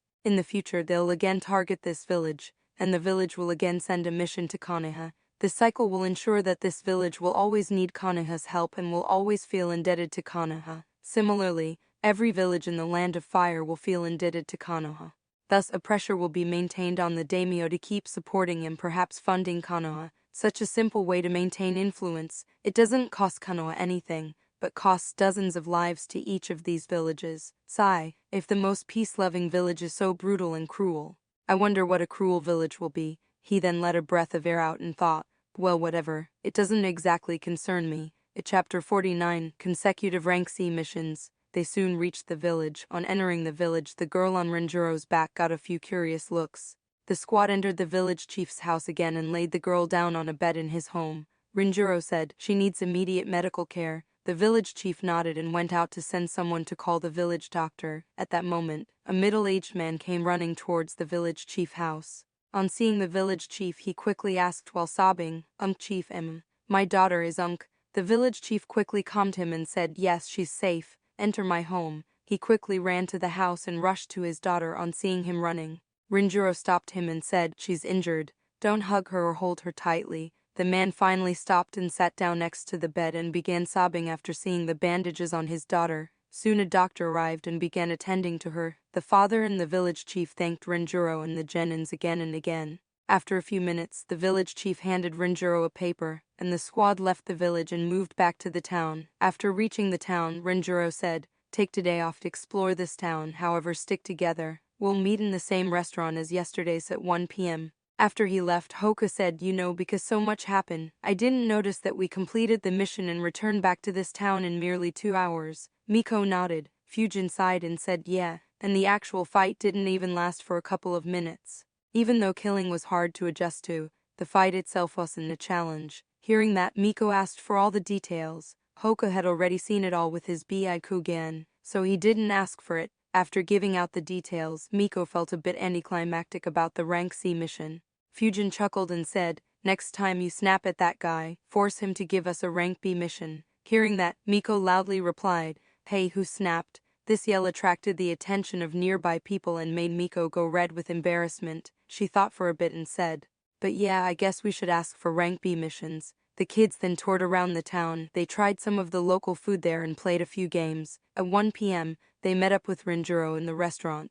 After occupying the seats, Renjiro looked at Fujin and asked, so how are you doing? Fujin said, I am doing fine, sensei. Renjiro nodded satisfactorily and said, good, you have handled your first kill very well. I am proud of you. He then looked at Miko and Hoka and said, next, it'll be your turn, prepare yourselves.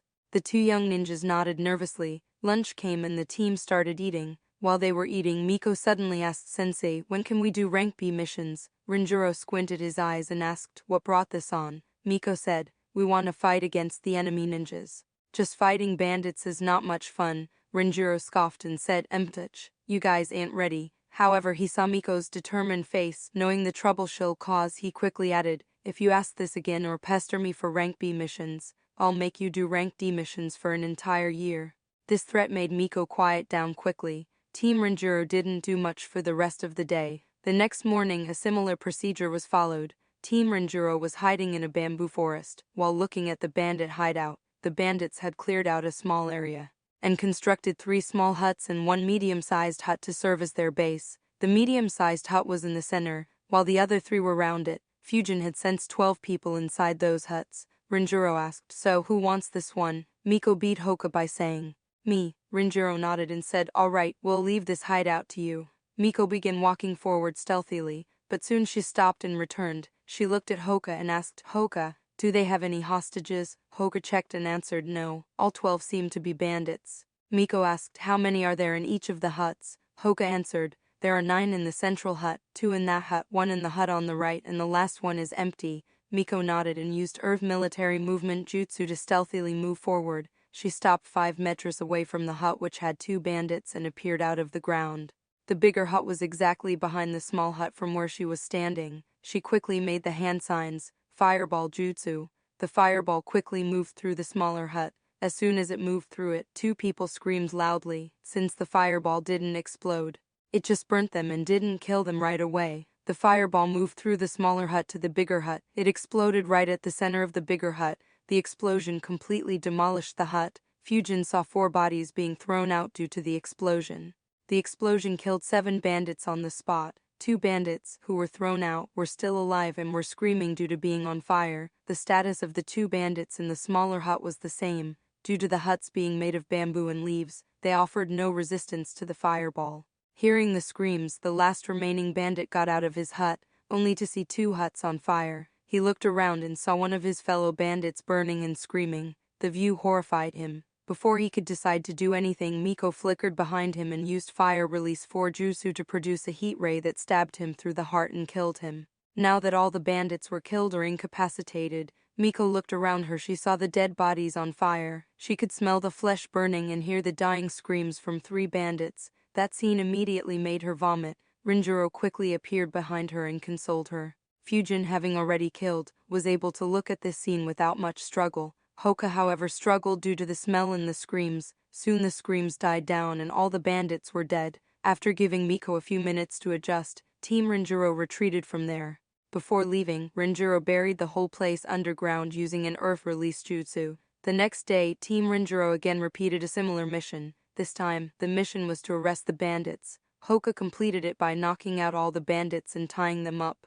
However, Rinjiro made Hoka kill 2 bandits so that he could get his first kill too. Rinjiro gave the squad off on the 4th day. On the 5th morning, Rinjiro said, "Today will be our last mission. You 3 have done well. Let's move out." On the way, he said, "Today's bandit hideout will be much bigger, so you will have to cooperate with each other." The Genins nodded in agreement. Continuous drills for 2.5 months had made their teamwork very good, and being there for each other when they made their first kill had brought them much closer. So working together wasn't an issue for any of them. On reaching the hideout, the Genins noticed that the entire hideout was actually underground.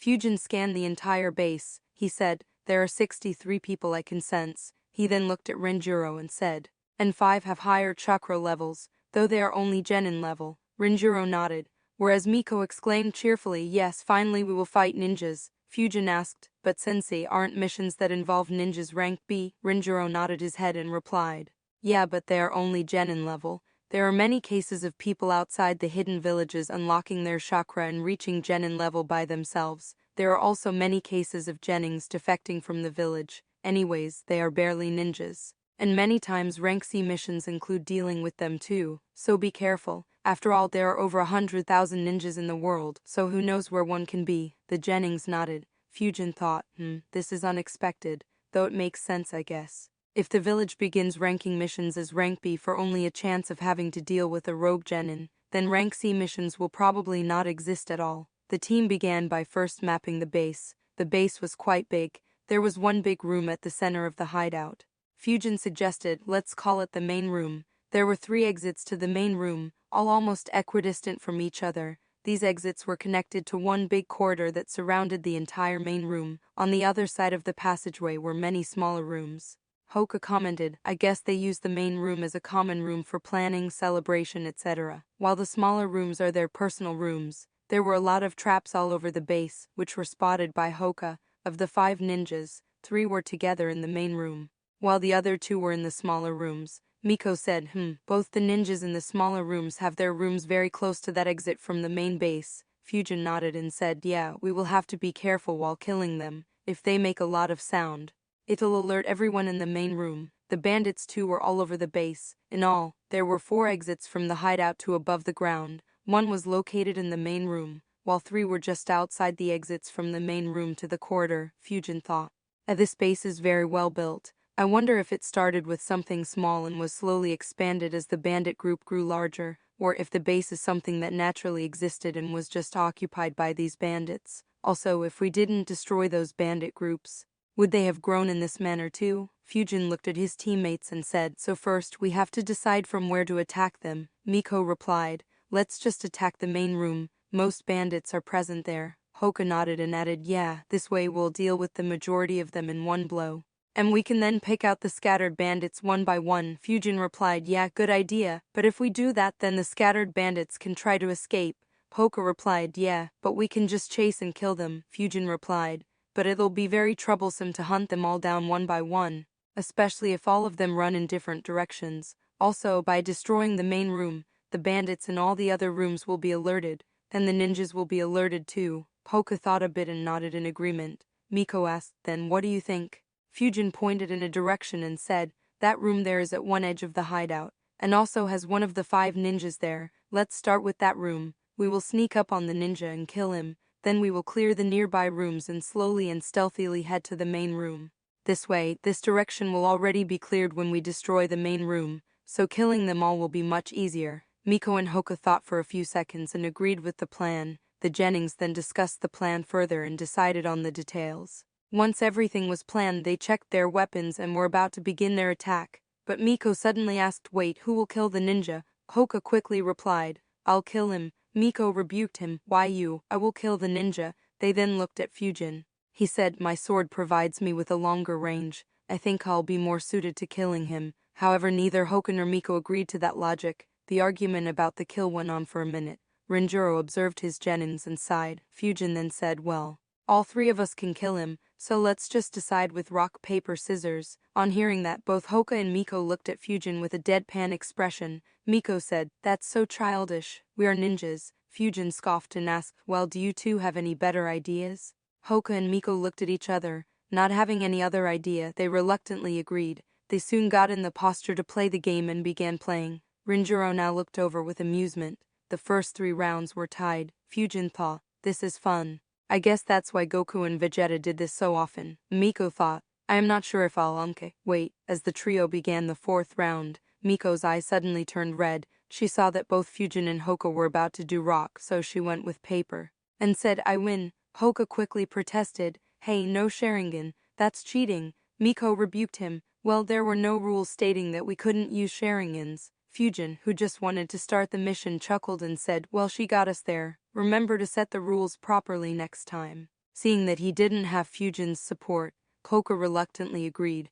They then looked at each other and nodded. All 3 made hand signs and disappeared within the ground. The bandit base, which was properly hidden and even well defended due to being underground, was about to feel the terror of being hunted by a squad, in which every member could freely move underground. Chapter 15. Raida in the hideout. Hirotomasa was relaxing. He had joined the bandit group 3 years ago. He had already unlocked his chakra before joining the bandit group. When the leader of the bandits noticed him, he quickly recruited and trained him. Now he was one of the leaders of this group, and even had 2 subordinates who helped him in everything. As Hirotomasa was relaxing in a good mood, a hand with 2 fingers pointing out popped from the ground. It headed towards his chest from his back and released a heat ray that penetrated his heart and killed him on the spot. At the same time, Fujin slashed the head of one bandit, and Hoka jabbed 2 fingers in the chest of the remaining bandit. The raid had begun. All 3 bandits died, without even making a sound. Fujin, Hoka and Miko looked at each other and nodded. They separated and headed towards the other rooms. In less than a minute, the rooms on this side were all cleared. They had assassinated 16 bandits, including a ninja. They gathered together again and looked in the main room. The bandits there were still unaware of the calamity upon them. As decided, Fujin and Miko split off in opposite directions and began clearing the remaining rooms. Hoka, on the other hand, stayed there and rigged the entrance to the main room with traps, so that the bandits couldn't escape in this direction. He created quicksand at the entrances, and also created a lot of rock spikes around the quicksand trap. The second ninja bandit was closer to Miko's location than Fujin's location. Therefore, she was the first one to reach him after she had killed 6 more bandits. Even though Miko was as stealthy as she could be, the ninja still noticed that something was amiss, and asked his 2 subordinates to be prepared. As soon as he saw Miko, who was rushing towards him at a very high speed, he threw a few shurikens to disrupt her. Seeing her enemy throwing shurikens at her, Miko thought, damn, they noticed. Miko used her Sharingan to skillfully dodge the shurikens and thought, oh well, this makes it more fun. She quickly approached him. To maintain the stealth, she couldn't use any destructive fire release jutsus and had to close the distance to use fire release 4 jutsu. She soon reached the appropriate distance and used her jutsu. Her right hand was stretched out, with her middle and index finger pointing towards the rogue ninja's heart, and released the ray. Though the rogue ninja didn't know the jutsu Miko was planning to use, her outstretched fingers warned him and he quickly moved backwards. Miko followed, but the ninja hid behind one of his subordinates. Miko screamed internally, cowered, and changed her target. She focused the heat ray on the subordinate and killed him. However, the rogue ninja used this opportunity to throw 3 shurikens on Miko. Miko had to dodge quickly due to the small distance. She barely managed to dodge at the last moment. She recovered and was about to continue her attack when a sword pierced through the heart of the ninja from his back. This annoyed Miko as Fujin had stolen her kill. She said angrily, I could have killed him by but a loud scream interrupted her. Seeing his boss getting stabbed through his heart shocked the remaining bandit, and he yelled in terror. Realizing her mistake, Miko quickly threw a kunai at the bandit and killed him. Fujin ignored Miko and focused on the main room. The battle had already created enough noise to attract some attention, and the loud scream had got the attention of all the bandits in the hideout. Fujin sighed and said, you weren't stealthy enough. Miko snorted and replied, well, it doesn't matter anymore. She began making hand signs. Fujin flickered next to her and made a hand sign too. At the same time, they released their jutsu, Fire Wine Dragon Jutsu. In the main room, the bandits were busy with sorting their recent loot. Some of the bandits had heard some noises from the side where Miko was killing the bandits. However, it was mostly ignored by them. But soon, a loud scream attracted everyone's attention.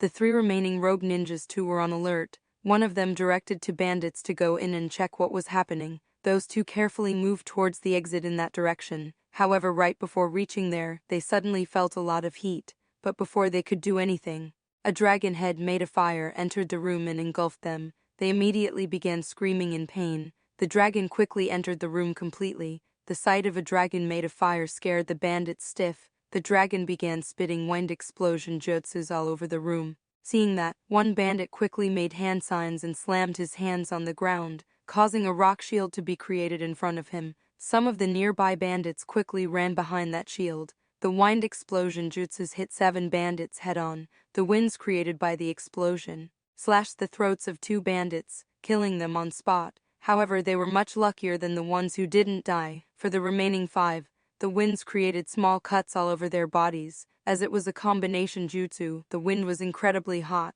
so, along with the cuts, it also caused low-level burns on those bandits, and it was incredibly painful when their cuts were exposed to that hot air. One of those 5 bandits was even more unlucky as he didn't shut his eyes. It resulted in a lot of hot air bombarding his eyes, causing them to burn up. So though the jutsu didn't kill them, they were scarred and in immense pain. Even the bandits nearby were harmed by the hot wind slashes. However, they could still fight or run. The attack caused panic among the bandits. 3 bandits quickly tried to escape out of the base. They rushed towards the ladder and began climbing it. Unfortunately for them, Hoko was standing just above the exit.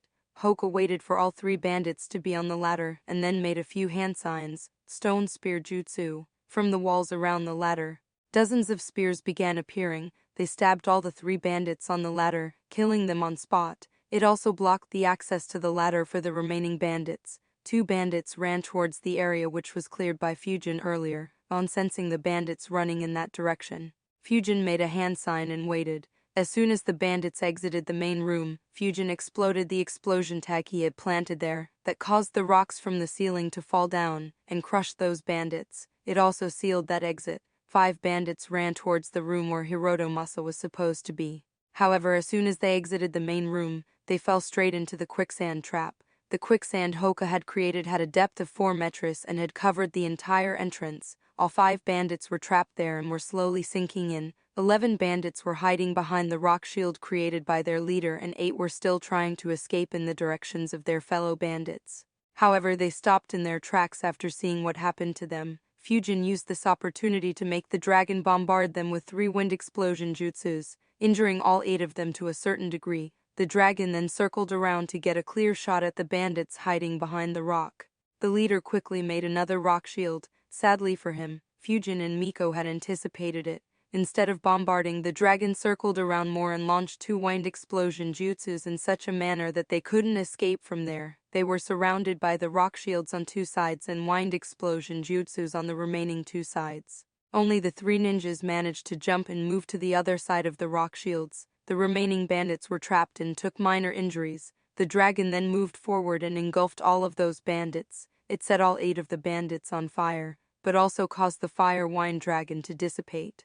This assault had incapacitated all the bandits in the hideout, with the exception of the 3 ninjas. 2 among them were novices with no actual experience beyond their banditry. Only the leader had a bit of experience as he was once a genin in the Kusagakure. He had noticed that the jutsu was about to dissipate and said, "Hurry and follow me." He led the remaining 2 to the entrance from where the dragon had come in. However, on entering, he didn't see anyone there. Instead, he saw the dead body of his fellow bandits and one of his ninjas. Seeing him dead alarmed him and he became much more cautious. He said, "Be careful, they might still be around. Let's look for them." Suddenly he jumped up and looked below. The ground had moved and wanted to trap his feet in it, even though he dodged.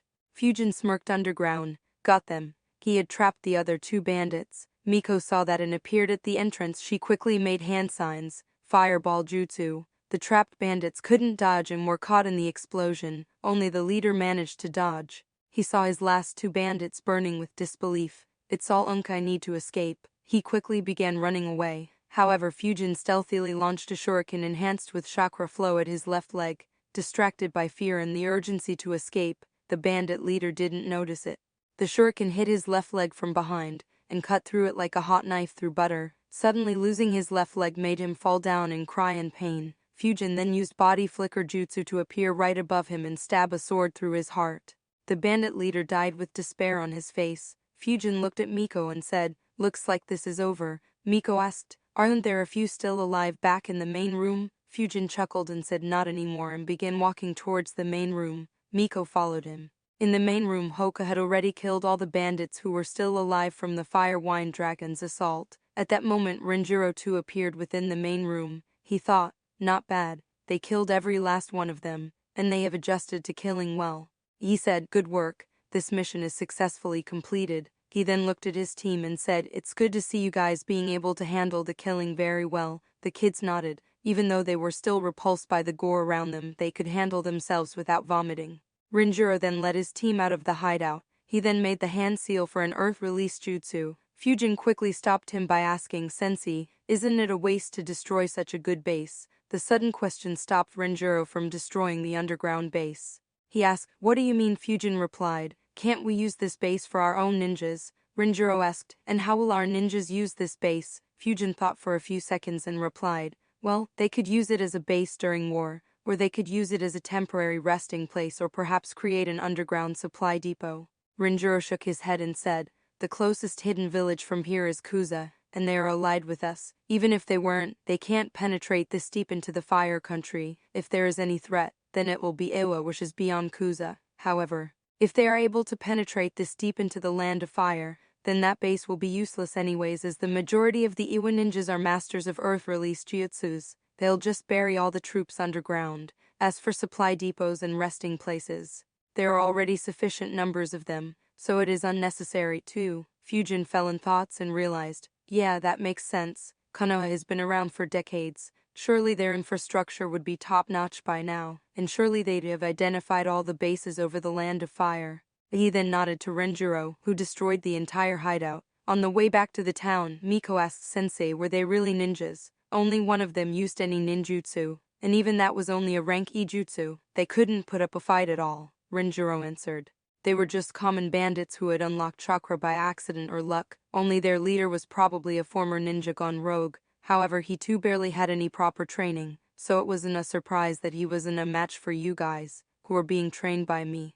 Hoga asked in excitement, "Sensei, aren't there bounties on rogue ninjas?" Renjiro shook his head and replied, "Only if they are very famous. Someone who barely qualifies as a genin wouldn't have any bounty at all." That drowned Hoka's excitement. He continued following the squad with his shoulders dropped. Miko, who was still stuck on how weak her enemies were, asked Sensei, "When can we fight real ninjas then?" Renjiro turned his head and stared at her. He thought, nice way of indirectly asking me for rank B missions. on noticing that Renjiro had noticed her thoughts. Miko was embarrassed, but she didn't allow that embarrassment to appear on her face. Fujin noticed that and thought, damn, these ninjas are born shameless. Renjiro smirked and answered, after you have captured that cat 100 times. That answer drained the color off Miko's face. Hoka glared at her, while Fujin chuckled, thinking, I guess no one can compete with the older generation in shamelessness. Miko then began apologizing to Renjiro and began a funny banter. Sadly for her, she was no match for Renjiro. Chapter 51, Clash in the Forest of Death. Team Renjiro rested in the town for the day. Next morning, they left the town to return to Konoha. On arriving, they went to the Hoikagai Tower to turn in the missions. Renjiro handed the papers to the Chunin responsible for checking them. After checking, he handed 4 packets to Renjiro. The 4 missions combined paid them 200 ADEC. After Renjiro divided them, each of the 3 kids got 56. Fujin thought, 200 ADEC just for these missions? I'm pretty sure I could have completed them solo in under a day. It's much faster than Fuinjutsu. Though it has some risks, if a strong ninja is hiding among the bandits. Anyways, I should be able to collect enough for a sword made from chakra metal pretty quickly if I take a lot of missions. Unlike Fujin, Miko and Hoka didn't concern themselves much with the money. Thanks to having rather rich parents, they never had to worry or think about money. After the division of money, Renjiro dismissed them and said, tomorrow there won't be any training. We begin our training the day after tomorrow at the same time as usual. The kids nodded and dispersed. Since it was lunchtime, Fujin decided to head to Akiraka. On the way, Fujin thought, 7 rank D missions and 4 rank C missions. Isn't the requirement for Chunin exam just 8 missions? I wonder when Renjiro will make us take the exam. Will it be the next round or will it be like Teru's squad? Thinking about Teru created new thoughts in Fujin's mind. Yeah, isn't Teru's squad participating in the Chunin exam? I wonder what has happened with that. Did the Chunin exams already start, or is there still some time? This question resulted in Fujin realizing something very critical. He thought, now that I think about it, I am really clueless in regards to what is happening around me. Other than what I remember about what will happen in the future, I have no idea about what is exactly happening. I need some means of gathering information, but how to do unk? He thought for a bit and decided, well, the least I should do is start getting newspapers delivered to my home. Though it won't contain any crucial information, it will still keep me updated. Apart from that, I should probably make my own information gathering network. While I don't think I'd be able to make something as complex as what Jiraiya has, I don't really need it to be that good either. Just getting unfiltered and timely news would be sufficient. Oh well, I'll leave this for the future too. It'll take a lot of effort, time and money to actually create it. Right now, I barely have any money or free time in Iwa. His thoughts were cut by a loud shout. He heard, old man, 3 miso ramens for me. Fujin turned right and noticed. And Naruto, I didn't even notice reaching Akiraka. But considering that Naruto is Unk, Fujin then focused on sensing his surroundings. After sensing, he thought, as I thought, 2 Enbas are hiding nearby. Or perhaps 1 Anbu and 1 Root. I doubt Danzo wouldn't keep his eye on the lone Jinwekarik of Konoha. He then released a sigh and thought, well, as much as I'd like to meet him now, it'll probably create a lot of deviations in the future, not to mention that it will also gain the attention of both Hiruzuna and Danzo. I'll leave this meeting for the future, at least until the time I can calculate and control those deviations, and until I'm strong enough to at least face these 2 Inbis in case they have some stupid ideas. Sigh, this means I'll have to go to a different restaurant. Fujin then moved in the direction of a nearby sushi restaurant. After lunch, he searched for a newspaper stand near his house and bought a subscription. With the rank C missions completed, Team Renjiro got back to their training. A week's rest suddenly made the morning workout seem much more difficult. When Renjiro returned after the team's break was over, Miko asked Sensei, when can we go on the next mission? Hoka looked over with interest. Renjiro replied casually, rank C missions take a lot longer time than rank D missions, so we'll only do 1 monthly. Rest of the time will be focused on your training. Miko's shoulder slumped on hearing that. It meant that there was no escape from this deadly training. At the same time as Fujin and his teammates were training, 2 genin squads faced each other deep within a forest. Both squads consisted of 3 boys, however one squad only had 10-11 years old genins, while the other squad had 3 genins who were almost 17 years old. The younger squad was from Konoha, while the older squad was from Kusa. Yori looked at his opponents. They were much older than him. But he wasn't worried. After all, they weren't Uchidas. Yokota Minoru, one of the Kusa genins, said arrogantly, looks like we are in luck. Konoha sent little babies for the exam. Yokota Yoshiaki chuckled and added, "Why don't you little kids hand us your scroll and run to your mummies?"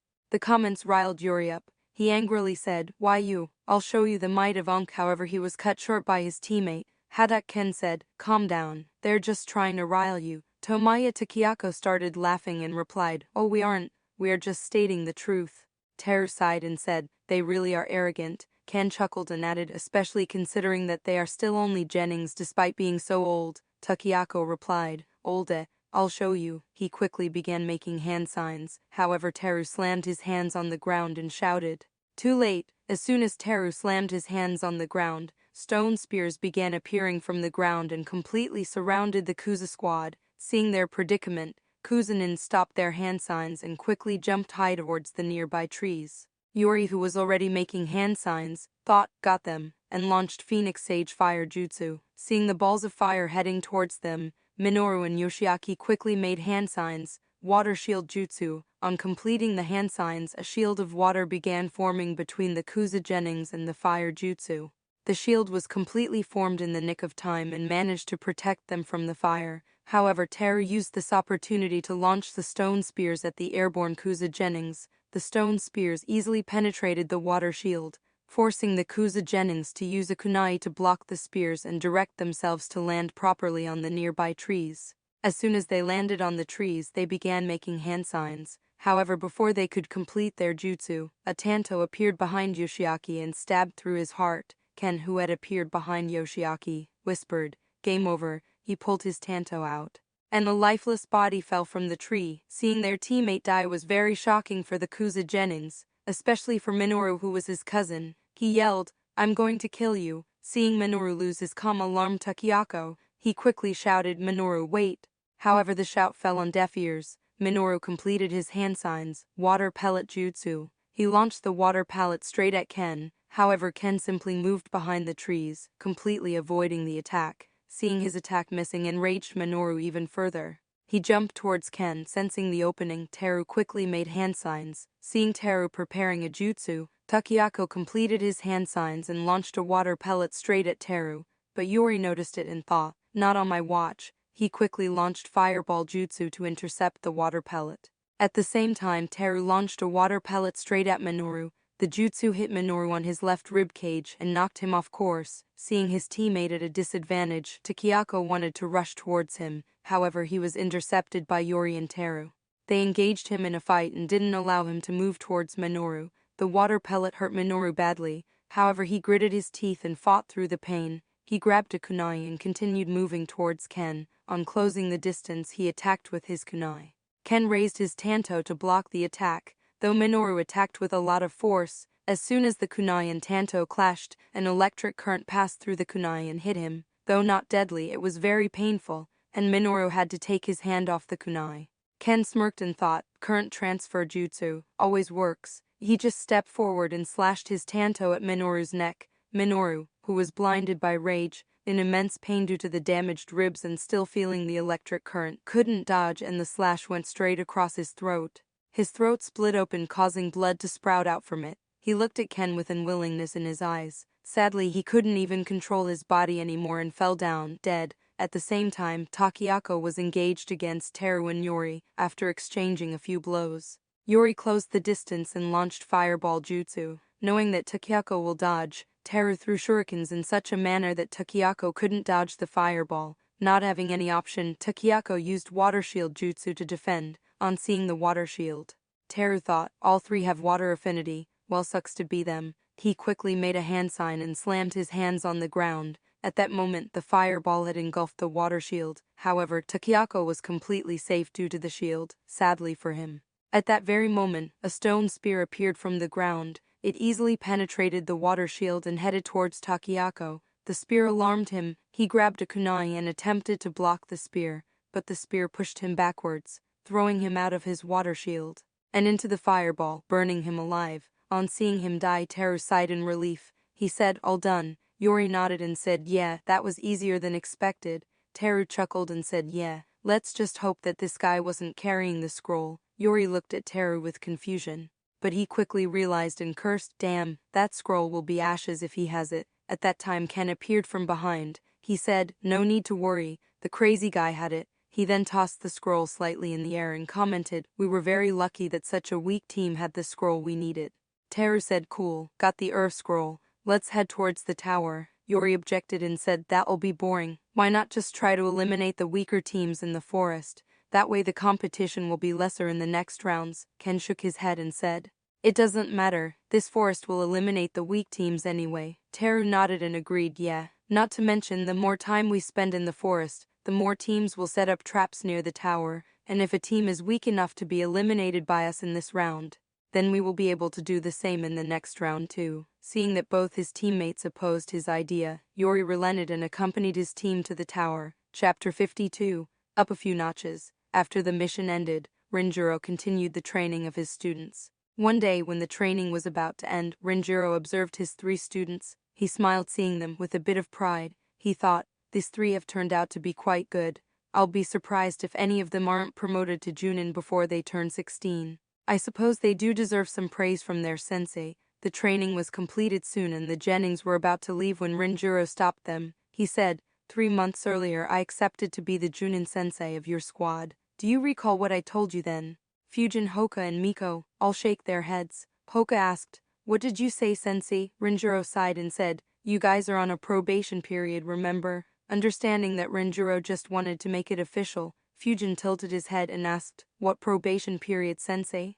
"Miko, do you remember any?" Miko understood him and tilted her head too. "Nope, don't remember." "Any idea, Hoka?" Hoka too tilted his head and said, "Nope, no idea what you're talking about, sensei." Rinjiro's face goes completely dark, looking at the perfect poker face maintained by his 3 students. Seeing his reaction, the 3 Genins couldn't help but laugh out loud. Rinjiro finally gives up on the antics of his students. He composed himself and said, "You guys have unk." However, Hoka cuts him off and says, "We already know, sensei," and the 3 Genins flicker away, leaving their sensei completely dumbfounded. Rinjiro smiled bitterly and muttered to himself, "I really need to have a word with the one who suggested I put the top squad of the year on probation." It had been 4 weeks since they had been officially made Genins. Fujin, Hoka, and Miko were resting under a tree after the morning workout. Miko started the conversation by saying, "The final round of the Chunin exams will be tomorrow." Miko nodded and said, "Yeah, 2 of my classmates will be participating in the fight tomorrow." Miko continued, "Yeah, I want to see Yori's fight. I wonder if Sensei would allow us to see the fights." Fujin chuckled and said, "Good luck asking Sensei for a holiday." On hearing that, Miko looked at Fujin with an annoyed expression. Fujin ignored that and paused. That said, it won't be a bad thing to see how much Teru and Yori have progressed. They have been Genin for a year longer than me. After the break, Rinjiro appeared and gathered his squad. On seeing him, Miko quickly wanted to ask him permission to watch the next day's fights. However, Rinjiro stopped her and said, "We'll be taking another mission. We will leave tomorrow at 9 am. Miko quickly asked Sensei, "Can't we take the mission a couple of days later?" Rinjiro squinted his eyes and asked why. She replied, "Sensei, we were wondering if we could watch the Chunin exams that will be held tomorrow." Rinjiro, with the same expression, asked the same thing again, "Why?" Miko put up a diligent expression and answered seriously, "We want to observe the tactics, strategies, and jutsus that ninjas from our neighboring villages use. That way we will be more prepared when we have to fight them." Fujin chuckled internally at the answer. Rinjiro didn't forbid any ideas they had, just that he required a solid reason to agree to them. That was why Miko prepared such an answer. Rinjiro dismissively waved his hands and said, "It's merely Genins fighting. You won't learn much." He then looked at his squad and said, "Let's get back to training." Miko slumped her shoulders in disappointment. Fujin thought, "That's a bit surprising. I thought he would agree with that reasoning. Well, whatever, it doesn't matter much." The next day, Team Rinjiro accepted the mission to accompany a merchant caravan to the Land of Rivers. The mission was very uneventful, with only one small bandit group trying to assault the caravan. It took 9 days to reach the Land of Rivers, and the return journey took another day. The squad returned to Kano around midnight. After completing the formalities, Rinjiro dismissed the squad. Fujin, on returning home, saw a bunch of newspapers lying outside his door. He picked them up and went inside. He made a couple of shadow clones to go through the papers. While he went for a bath, the clones went through the papers briefly and dispelled themselves. On receiving all the information, Fujin thought, "See, both Teru and Yori became Chunin. A bit surprising, but I guess Kano is still trying to increase the number of Chunins and Junins." Well, I suppose my promotion too should happen in my first attempt then. Not having much to do for the remaining day, Fujin decided to brush up on his Fuinjutsu. He made 3 clones, and all 4 together created all the seals that they knew, while revising his Fuinjutsu knowledge. Fujin began reviewing his progress over the last few months. He analyzed, "It's been 4 months since I graduated. The progress has honestly been phenomenal. I really underestimated the effect of having a dedicated elite Junin guiding you. Then again, I never expected that we'd be taught this well. My chakra reserves have almost doubled. The amount of pressure I can handle from my training seal is up to 18%. Despite not training, I can now sense up to a kilometer away. Taijutsu too has improved a lot due to constant sparring, and undoubtedly, my ninjutsu and kenjutsu have improved the most. I can now use chakra flow on my sword with ease. I really want to get into an all-out fight to test my power. I wonder if I'll get any such chance soon." The next day at 4:45 am, Fujin arrived at the training ground. Miko and Hoka were already there. Seeing them, Fujin asked, "Yo, ready for another 3-4 weeks of hardcore training?" Miko's shoulders dropped and she replied, "I'd rather go on missions." Fujin and Hoka chuckled looking at her reactions. 4 months of training together and 2 long missions outside the village had improved the relationship between the 3 a lot. Their teamwork was also very good, though it still needs to be tested against a proper ninja team. At 5, Renjiro flickered in front of his team. Seeing his team is ready to begin their morning workout, he nodded internally, however knowing what was to come. He couldn't help smirking a bit. Seeing that smirk instantly made his genins very worried. Fujin thought, "Okay, what now?" Renjiro started by saying, "In the last 4 months, I have drilled all the basic formations into you. You'll use these formations even when you become genings." The team calmed down after hearing this. Fujin thought, finally no more boring training sessions on team formations. But why is he smirking? He won't become kind all of a sudden. Renjiro continued, "So from now on I'll be entirely focusing on increasing your capabilities. So the training will go up a few notches." Hearing that, all the 3 genings were stunned. Miko freaked out. The few notches? Fujin was also sweating a bit. Doesn't he already make us exert our 100%? Hoka too wondered how intense a few notches would be. Chapter 53 Senju Taijutsu Style. Renjiro just chuckled at their expressions and said, "First, we are going to increase the pressure applied by the training seals. What are the pressures you are using right now?" Miko replied, 3% Hoka, 38% Fujin. A teen 5% author's note. Fujin's seal has twice the upper limit as compared to the other 2, so it's just barely below Hoka's. Renjiro nodded and said, "Good, Miko. You'll increase it to 5%, Hoka to 45%. Fujin to 22%. The genins followed the instructions of their sensei. After increasing the pressure, Renjiro began the morning workout. In addition to increasing the pressure from the seals, the training itself was made much tougher, and instead of ending at 9, it continued till 10. At the end of the training, all 3 genins were lying under a tree, in a lifeless manner. Renjiro laughed looking at this scene and said loudly, "How will you guys achieve your dreams if a simple training session defeats you? You have an hour's break. The afternoon training will continue from 11 to 2, on saying that he flickered away. After half an hour, Fujin and Hoka gained some energy. While Miko was still sleeping, Hoka asked, "Any idea why he suddenly doubled the intensity of the training?" Fujin replied, "Who knows, maybe he plans to enter us in the next Chunin exam. Or maybe he was just letting us take it easy as we just graduated." He took a deep breath before continuing, "Anyways, it seems like it'll be very helpful for us." Hoka sighed and said, "I always thought I was the one who looked forward to training the most, but it seems like you are even more of a maniac than me." Saying that, he laughed lightly. Fujin looked back at him, before chuckling a bit and said, "Oh well, let's hope that we get out of this alive." He then grabbed his ration bars and devoured them and began stretching. Hoka followed. At 11, Renjiro appeared again. He created 2 shadow clones and said, "Today we will be discussing how to increase your growth rate. Follow 1. Miko and Hoka follow a shadow clone each into the forests, while Fujin stays there. Renjiro looked at Fujin and asked, "Who do you think has grown the fastest among you 3? Fujin thought for a bit and answered, "Probably me." Renjiro nodded and replied, "Indeed, you've grown much faster than any of your academy teachers predicted, even faster than I predicted. However, compared to your 2 teammates, you have a huge disadvantage. Do you know what it is?" Fujin fell into thought on hearing the question.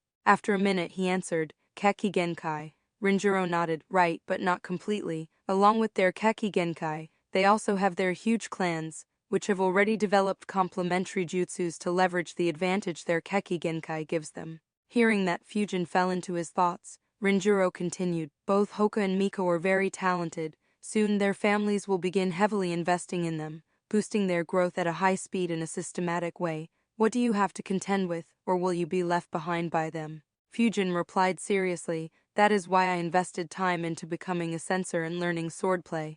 I don't have any Keki Genkai, so obviously I won't get any sudden boost to my powers. But as long as I keep training my skills to the limit, I'll surpass the ninjas who depend on their Keki Genkai. Rinjiro maintained a serious face and asked, what makes you think that the ones with Keki Genkai won't train to their limits? Do you really think that you can surpass them despite all the advantages they have over you? Fujin smiled and put his hand gently on his sword handle.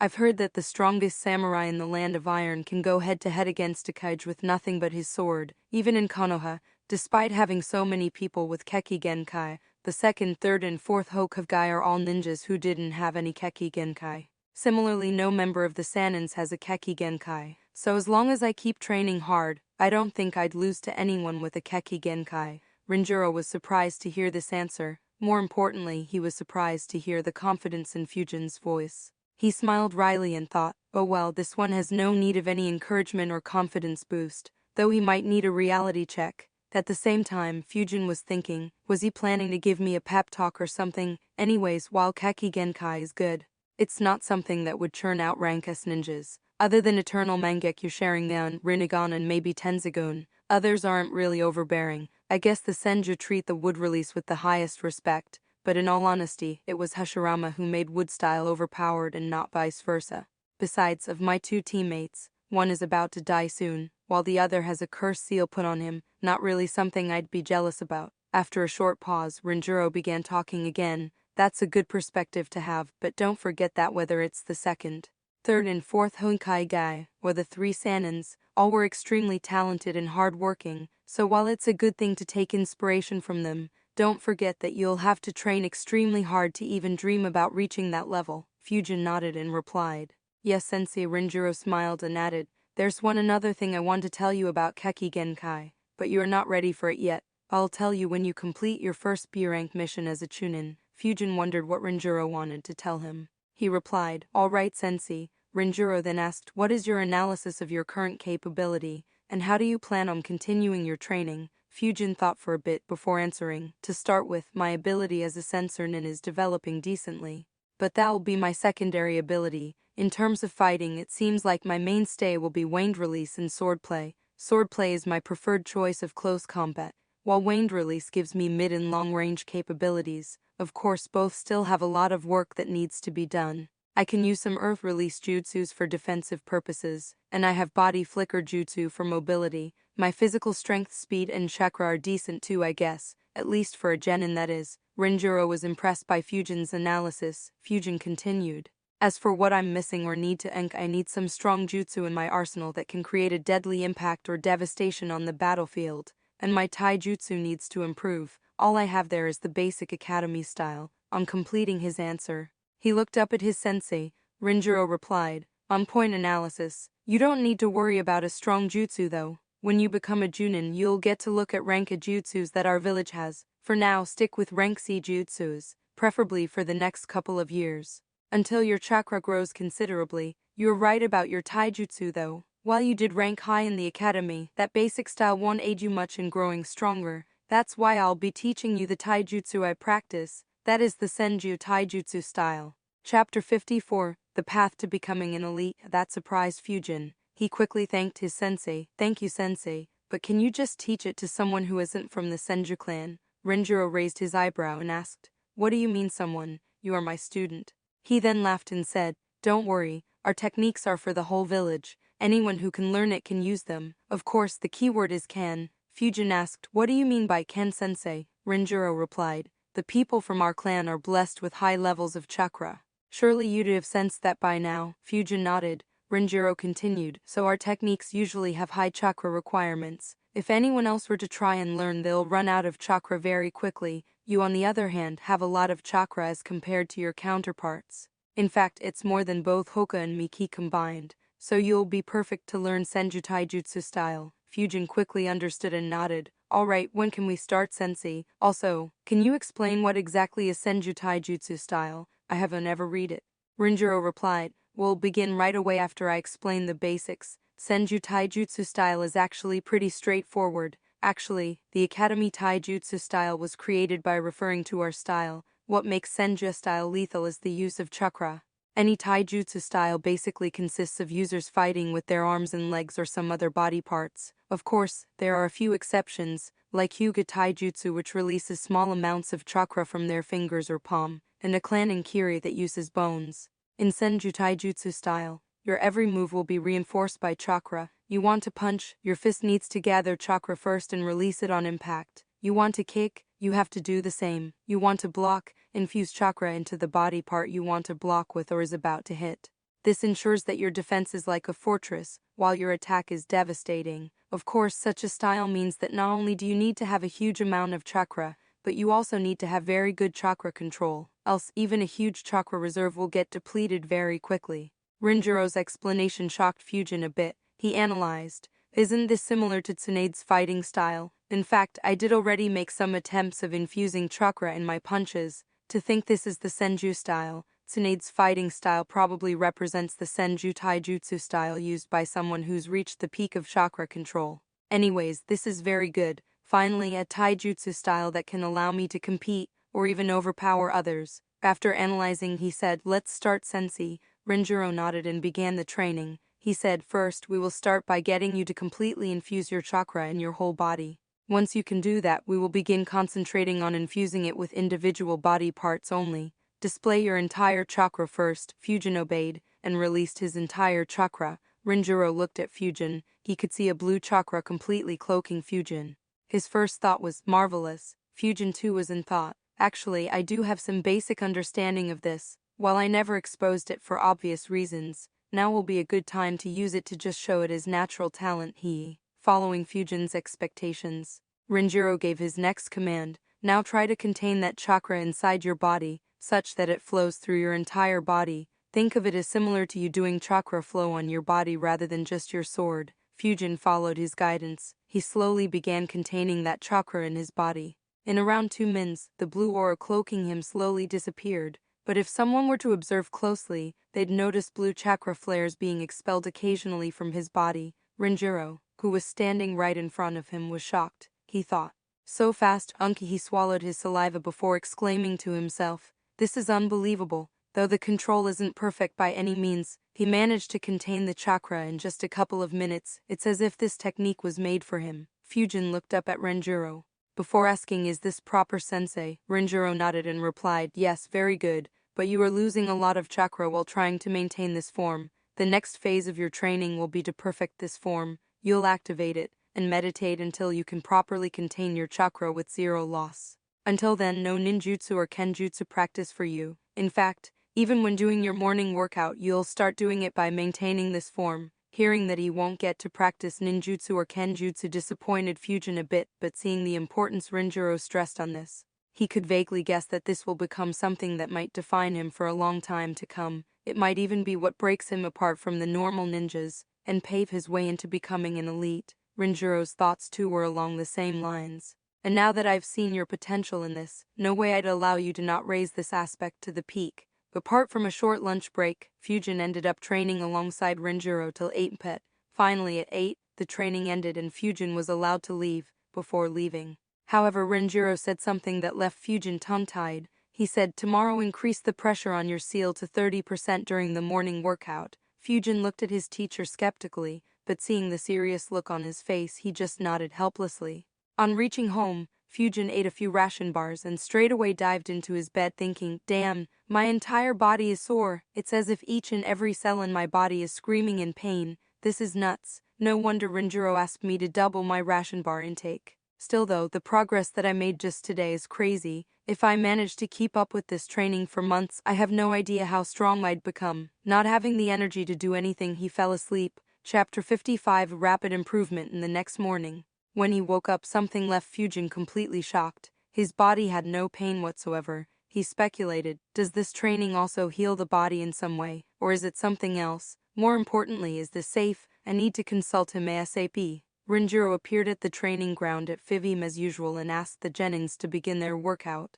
However, today Fujin said, "Sensei, I have some queries." Understanding what query he'd have, he replied, "Alright, Hoka Miko, you two begin your workout. Fujin will join you too soon." Hoka left wondering what query Fujin had, while Miko left begrudgingly as Fujin got to skip out on the workout a bit. Renjiro then looked at Fujin and asked, "Is it about the quick healing?" Fujin nodded. Renjiro answered, "It's a side effect of this training. Since you infuse chakra in your body, it ends up activating each and every cell of your body. This will increase your passive healing and also reduce the amount of time you need to recover from fatigue or exhaustion."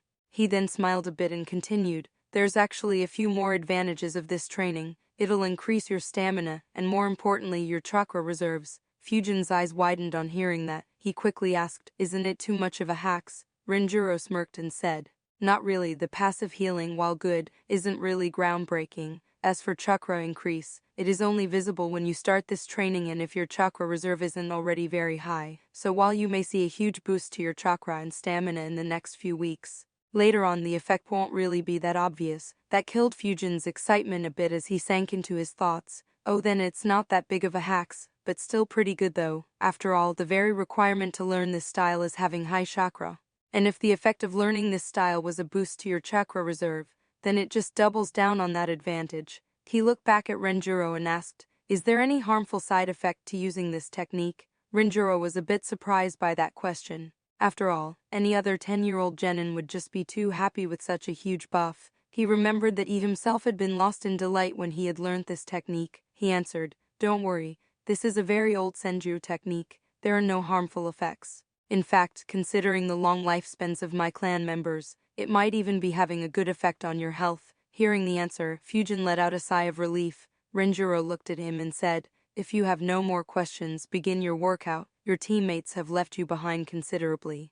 Fujin thanked him and started the workout. While he had increased the pressure from the seal a lot, infusing chakra meant that exercises were actually easier for him. Of course, that wasn't foolproof. After all, the moment his chakra ran out was the moment hell began feeling real to Fujin. Later that day, Fujin talked with Renjiro about the issue of chakra running out during the morning workout, but Renjiro just smiled innocently and said, "You have enough chakra to be able to go through the whole morning workout without running out. It's just your control that is lacking. So if you don't want to run out of chakra during your workout, train and improve your control." Fujin gave a deadpan look to his teacher's innocent smile. He could bet all his money that he was laughing at his misery. The training continued in a similar manner for Fujin. After 3 days, he finally managed to last the entire morning workout without running out of chakra. On day 7, he finally managed to contain all chakra in his body properly. He still didn't reach 0 wastage, but the amount of chakra leaking out now was very negligible.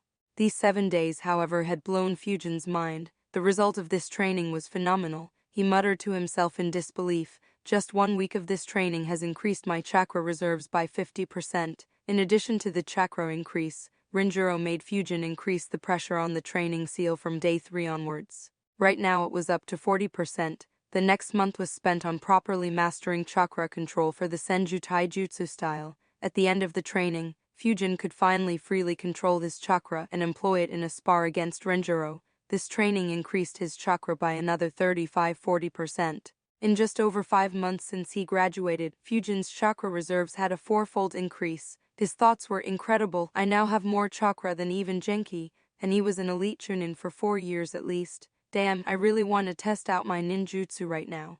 Unfortunately, he was still denied permission to train ninjutsu. With all 3 students training intensely, Renjiro didn't take any missions for a couple of months. Renjiro spent a few more weeks drilling all the basics of Senju Taijutsu style in Fujin. The process of increasing pressure from the training seal continued during this time. At that moment, it was at 55%. Fujin always had to keep infusing his body with chakra while doing rigorous training or sparring. Otherwise, this pressure would slow him down a lot, and if he was doing some normal activities like walking or running or resting, then the pressure shouldn't really bother him much. By this logic, Renjiro had Fujin maintain that pressure all the time. Finally, one fine evening, Renjiro watched a tired Fujin panting on the ground. They had just finished another one of their spars. He smiled and said, "Great work, kiddo. You have finally got all the basics down properly." Fujin just nodded. Clearly, he was too tired to answer back. Renjiro smiled and said, "Let's end here. Take a rest and take tomorrow off."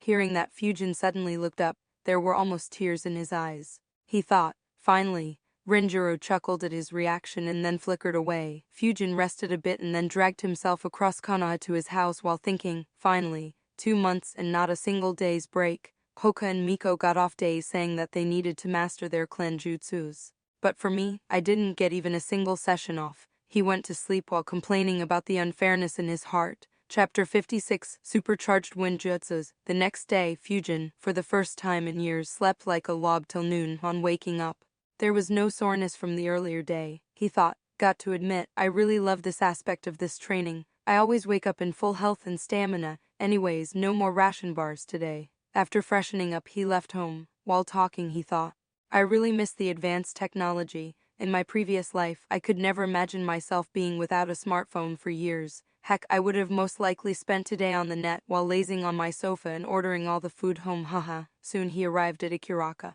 He sat there and said, Old man, give me one of each bowl you have. Tucci was surprised at the order. After all, it's not daily when someone would overeat ramen. He smiled and said, You've come here after a long time, Fujin. Fujin sighed. Yeah, another old man made me train all the time. So I had no free time at all. Tucci smiled and encouraged him. Hang in there, young man, and he began making the ramen. Ever since he graduated, Fujin's trips to Ikiraku and Yakiniko had increased. His food was usually just ration bars, and when he got an opportunity, he would visit these 2 restaurants, so his relationship with Tucci was good. Soon 2 bowls were served in front of Fujin. Tucci wore his trademark smile and said, Eat up, you'll need all the energy you can get. Fujin wasted no time in digging in. Soon he ended up eating all 7 types of ramen in Ikiraka.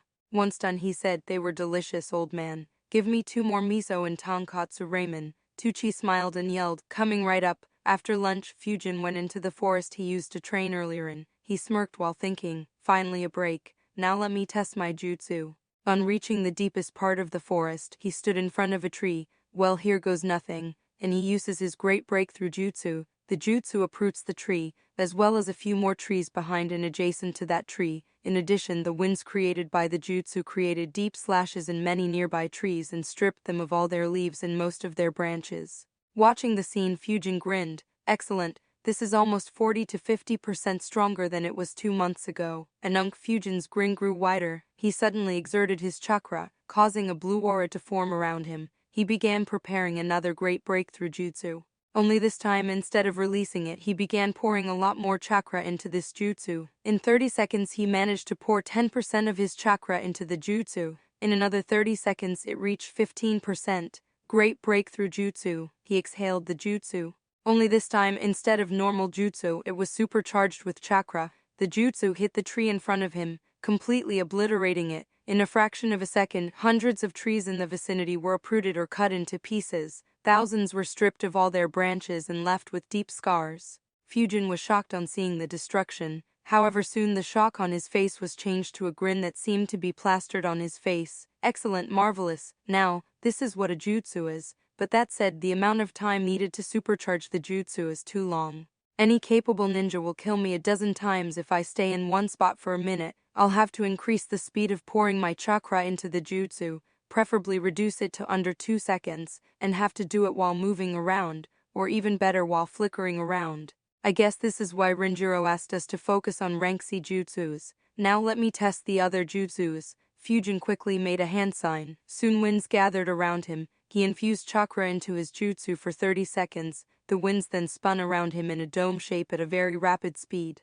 The wind kept spinning around Fujin for a couple of minutes. Even before the wind dome dispersed, Fujin made a hand sign. The winds turned into 2 wolves. They are 3 meters in height and almost 7 meters long. Looking incredibly ferocious, they ran towards the nearby trees and shredded a few of them with their claws and teeth before disappearing. Next, Fujin once again gathered his chakra and poured it into Wind Dragon Jutsu. He managed to pour a little over 20% of his max chakra into it. It resulted in a 50-meter-long dragon forming in the forest. The dragon opened its mouth, forming a huge wind explosion jutsu, and launched it toward the trees. The sphere traveled in a straight line and exploded on hitting a tree, snapping it into 2. It then traveled in a zigzag way through the forest, slashing many trees with the winds in its large body. It managed to travel 200 meters through the thick forest cover before dispersing. Soon after, 2 spheres of wind appeared in Fujin's hands. Their size quickly increased to around 50 cm in radius.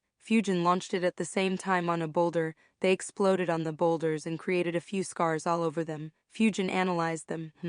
The damage increase is kinda unnecessary. After all, it's just slashes of wind. Any random slash can give a fatal blow to a normal ninja anyways. And if someone does create a strong defense, then it'll end up blocking the enhanced wind explosion jutsu with these two. Yeah, it's unnecessary. Let's just increase the speed of launching. At the very next moment, Fujin began spamming the wind explosion jutsu. In just a minute he ended up launching 84 wind explosion jutsus. Fujin grinned, excellent, and it cost me around 7% of my chakra. This will be a very annoying tactic at mid-range, haha. Next, Fujin looked around himself to look for an appropriate stone. He finally found one, a few dozen meters from him, which he guessed would weigh around 15. He concentrated on the stone immediately. Strong winds began blowing around the stone, trying to get underneath the stone. After a few seconds, the stone started getting lifted into the sky. After around half a minute, Fujin was able to raise the stone to a height of 1-2 meters. He then raised his arms towards the stone.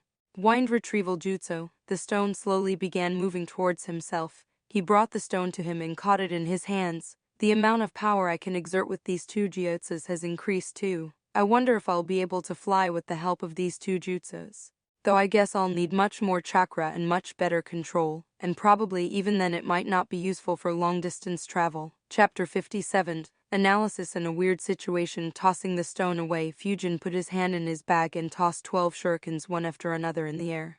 Projectile control jutsu. Fujin used the jutsu to control the shurikens and had them move through the forest while avoiding all the trees. The shuriken moved continuously through the forest, and all of them hit the same tree around 500 meters away from Fujin. At the next moment, Fujin appeared next to that tree using wind instantaneous body jutsu. He retrieved the shurikens while concluding, "Wow, I didn't think that 2 months of Senju Taijutsu training would end up boosting my ninjutsu so much. In the Great Breakthrough Jutsu, I could pour up to 15% of my chakra. While it took a minute, the result was very good. The spinning shield of wind could only take up to 25% of my chakra. I just couldn't add more to it. It was similar to the Wind Gale Wolf Jutsu. I could just pour 2% of my chakra into each of the wolves. The Wind Dragon Jutsu, on the other hand, could take 20% of my jutsu, and using Wind Instantaneous Body Jutsu to my current limit of 500 meters requires 1-5% of my chakra. Wind Projectile Jutsu requires a negligible amount of my chakra now.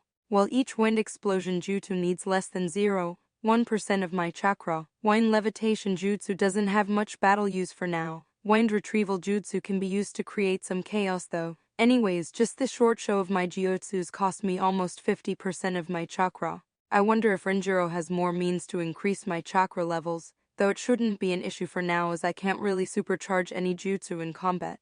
Fujin began gathering chakra again and slammed his hands on the ground. A rock shield appeared in front of him. Seeing the shield, Fujin sighed. No wonder it is just a ranky jutsu. It has already long reached the limit for me. There's no scope to improve it anymore. The size of the rock shield was no bigger than what Fujin could do 2 months ago. That said, I need to discuss with Renjiro and see if he could have any method to release the jutsu by stepping on the ground rather than slamming hands down. Oh well, I'll ask when he restarts ninjutsu training. After concluding, Fujin made a hand sign and disappeared underground. While underground, he sighed. I've been so busy with everything that I never really practiced this jutsu after graduation. He kept moving underground for a bit, before suppressing his chakra signal and making another couple of hand signs. In an instant he disappeared and reappeared around 150 meters in the direction he was facing.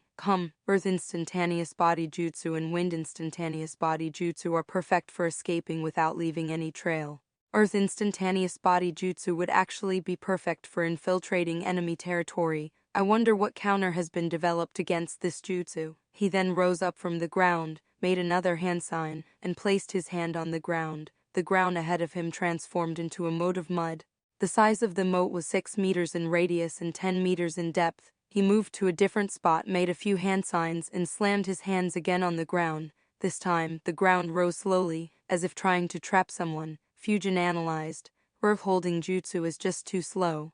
Kinda similar situation with mud moat jutsu. Then again, these two are the only jutsus that I can use to trap enemies. Should be sufficient for now. Having tried and analyzed the current status of most of his jutsus, Fujin decided to return home to rest.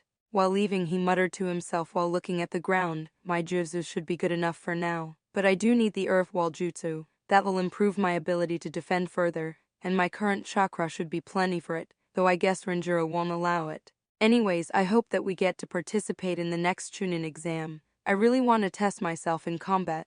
It should be fun. He grinned and looked up. What he saw made him feel a bit awkward. A good chunk of the forest was utterly destroyed by Fujin testing his jutsus. He wondered, if someone were to come here and see this, I wonder what they'll think. Luckily this area is kinda remote and people shouldn't be coming here, but in any case I should hide my tracks in case someone did come here. Also, it would probably be best if I don't return here in the near future. Fujin jumped onto a branch of one of the trees that still had branches. A gale jutsu, a gentle breeze blew through the forest, covering up every footprint in it and also dispersing the scent slightly. Once this task was done, Fujin made a hand sign and disappeared from his spot, and appeared on another branch around 500 meters away. He used Wind Instantaneous Body Jutsu a few more times before getting out of the forest. After leaving the forest, he flickered away toward his house while wondering if anyone would ever see the havoc there. A couple of months later, 2 special Junins from the Hyuga clan happened to pass through this forest. When they unwittingly entered the area where Fujin had caused the devastation, seeing the number of uprooted and sliced-off trees left them dumbfounded. Coincidentally, a squad of Ambu happened to cross through the same area at that time. Seeing the 2 Hyuga present, they instantly began asking them for the reason why they destroyed the forest and inquired whether there was any battle there. The Hyugas denied the charge and said that the forest was already wrecked. The Ambus looked around carefully and realized that it had been a long time since the destruction had happened. They investigated around and asked the Hyugas to help them, but found no clue. They wondered if someone was training here, but couldn't understand why anyone would train here when there are so many training grounds available around Konoha. The unusual nature of this destruction made them report the situation to the Hikaigai. Hiruzuna too was confused similarly. He sent out an ambu squad specializing in investigation and tracking to check. Unfortunately, Gale Jutsu, 2 months of time and a few showers of rain had removed anything that could have been used to find a clue. The ambus would return empty-handed, and Hiruzuna dropped the case as there were no clues and it wasn't worth allocating more resources to. Of course, Fujin would forever remain ignorant about such an incident happening. Chapter 58 Discussion After testing his jutsus. Fujin returned home and took another short nap. Later he revised his Fuinjutsu skills before having dinner at Yakiniko. The next day once again started with an intense morning workout. In the afternoon, the team again broke up to train with Renjiro and his clones. Renjiro looked at Fujin and said, I have taught everything I know about Senju Taijutsu style. How much you manage to master depends on you now. Fujin bowed a bit and said, Thank you, sensei. Seeing his humility, Renjiro's face softened. He said, You had once said that the Sanins too don't have any Keki Genkai. One of the Sanin, Lady Tsunade, uses an advanced form of Senju Taijutsu. She modified the style to complement her perfect chakra control, making it much more deadly. Your own talent with this style too is very high, so work hard on it. Fujin nodded and said, Yes, sensei, I'll keep improving it. Renjiro continued, Regardless, it's time to focus back on ninjutsu and kenjutsu. We will practice all your jutsus once, and then we will begin working on super K-graph your jutsus. Fujin instantly got excited upon hearing that. Renjiro noticed and squinted his eyes. He asked, You have already tried it, haven't you? Fujin laughed nervously before confirming it. Renjiro sighed and said, I hope you didn't end up destroying anything, to which Fujin obediently shook his head, saying, Don't worry, sensei, I shot everything straight up in the air. Renjiro asked, Alright, so what were your observations? Fujin replied, It takes a lot of time to supercharge jutsus, so it just won't be usable in battles unless I can bring the time down a lot. Renjiro nodded. Fujin continued, Apart from that, I couldn't supercharge all my jutsus, especially Rock Shield Jutsu, which didn't improve at all. Great Breakthrough and Wind Dragon Jutsu had the best effect on Super K-graph. Renjiro said, Yes, that's how Super K-graph works. While you can try to pour a lot of chakra into any jutsu, not all jutsus can be supercharged. The amount of chakra you can pour in also depends on your chakra reserves, chakra control, mastery of the element, mastery of that jutsu, and the jutsu itself. Though Konoha lacks wind jutsus, you are lucky to have wind affinity, as almost all of the rank C wind jutsus can be supercharged. As for the rock shield jutsu, its capacity is very low, so don't concern yourself with it. In the next few months, I'll be teaching all 3 of you how to supercharge your jutsus quickly in battle situations. Since your chakra reserve is the highest, you'll need to work the hardest here. Before we begin, do you have any queries? Fujin nodded and replied, Yes, sensei, I have a few. The first one is related to rock shield jutsu. I can now perform the jutsu without any hand signs.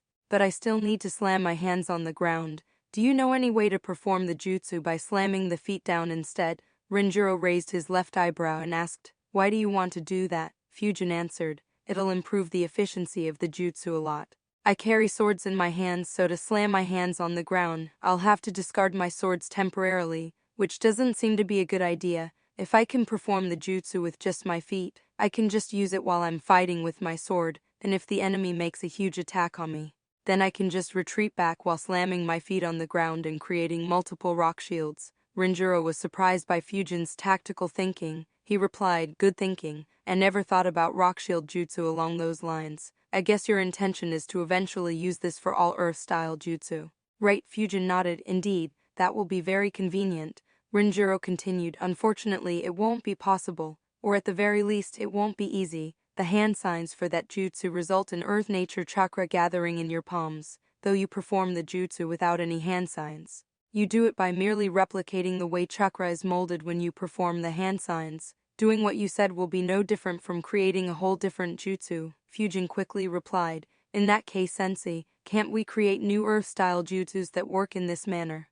Renjiro shook his head and answered, "It's too difficult. While small jutsus are always created, what you are saying will completely revolutionize the jutsus of earth element. At the very least, I can't do it. Also, while your idea is very innovative, it's highly unlikely that you were the only one who came up with it. And considering that no such jutsu exists to my knowledge, it's safe to say that no one ever managed to create it."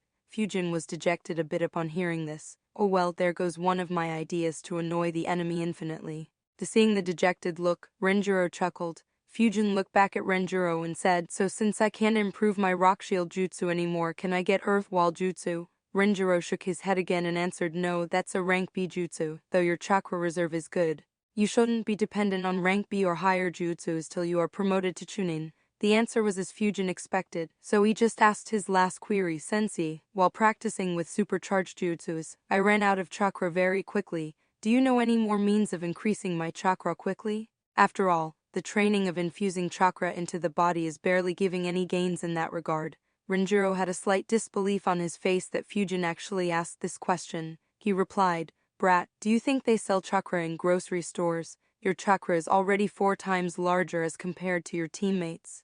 Be happy with that and don't get greedy. Also, don't bother searching for more means of increasing your chakra reserves, other than hard work and natural growth. Almost every method has some form of drawback that will highly restrict you. As for the battle, you can always eat soldier pills to improve your stamina, so don't bother with it." Fujin was a bit shocked at how dismissive Renjiro was. He thought, "Really no other means? Sigh, I guess I was expecting way too much. After all, the current boost is already very high. Oh well, I'll leave this issue to the future. If I really desperately need chakra, I can try to steal a tailed beast." Thinking about tailed beasts, Fujin sighed internally.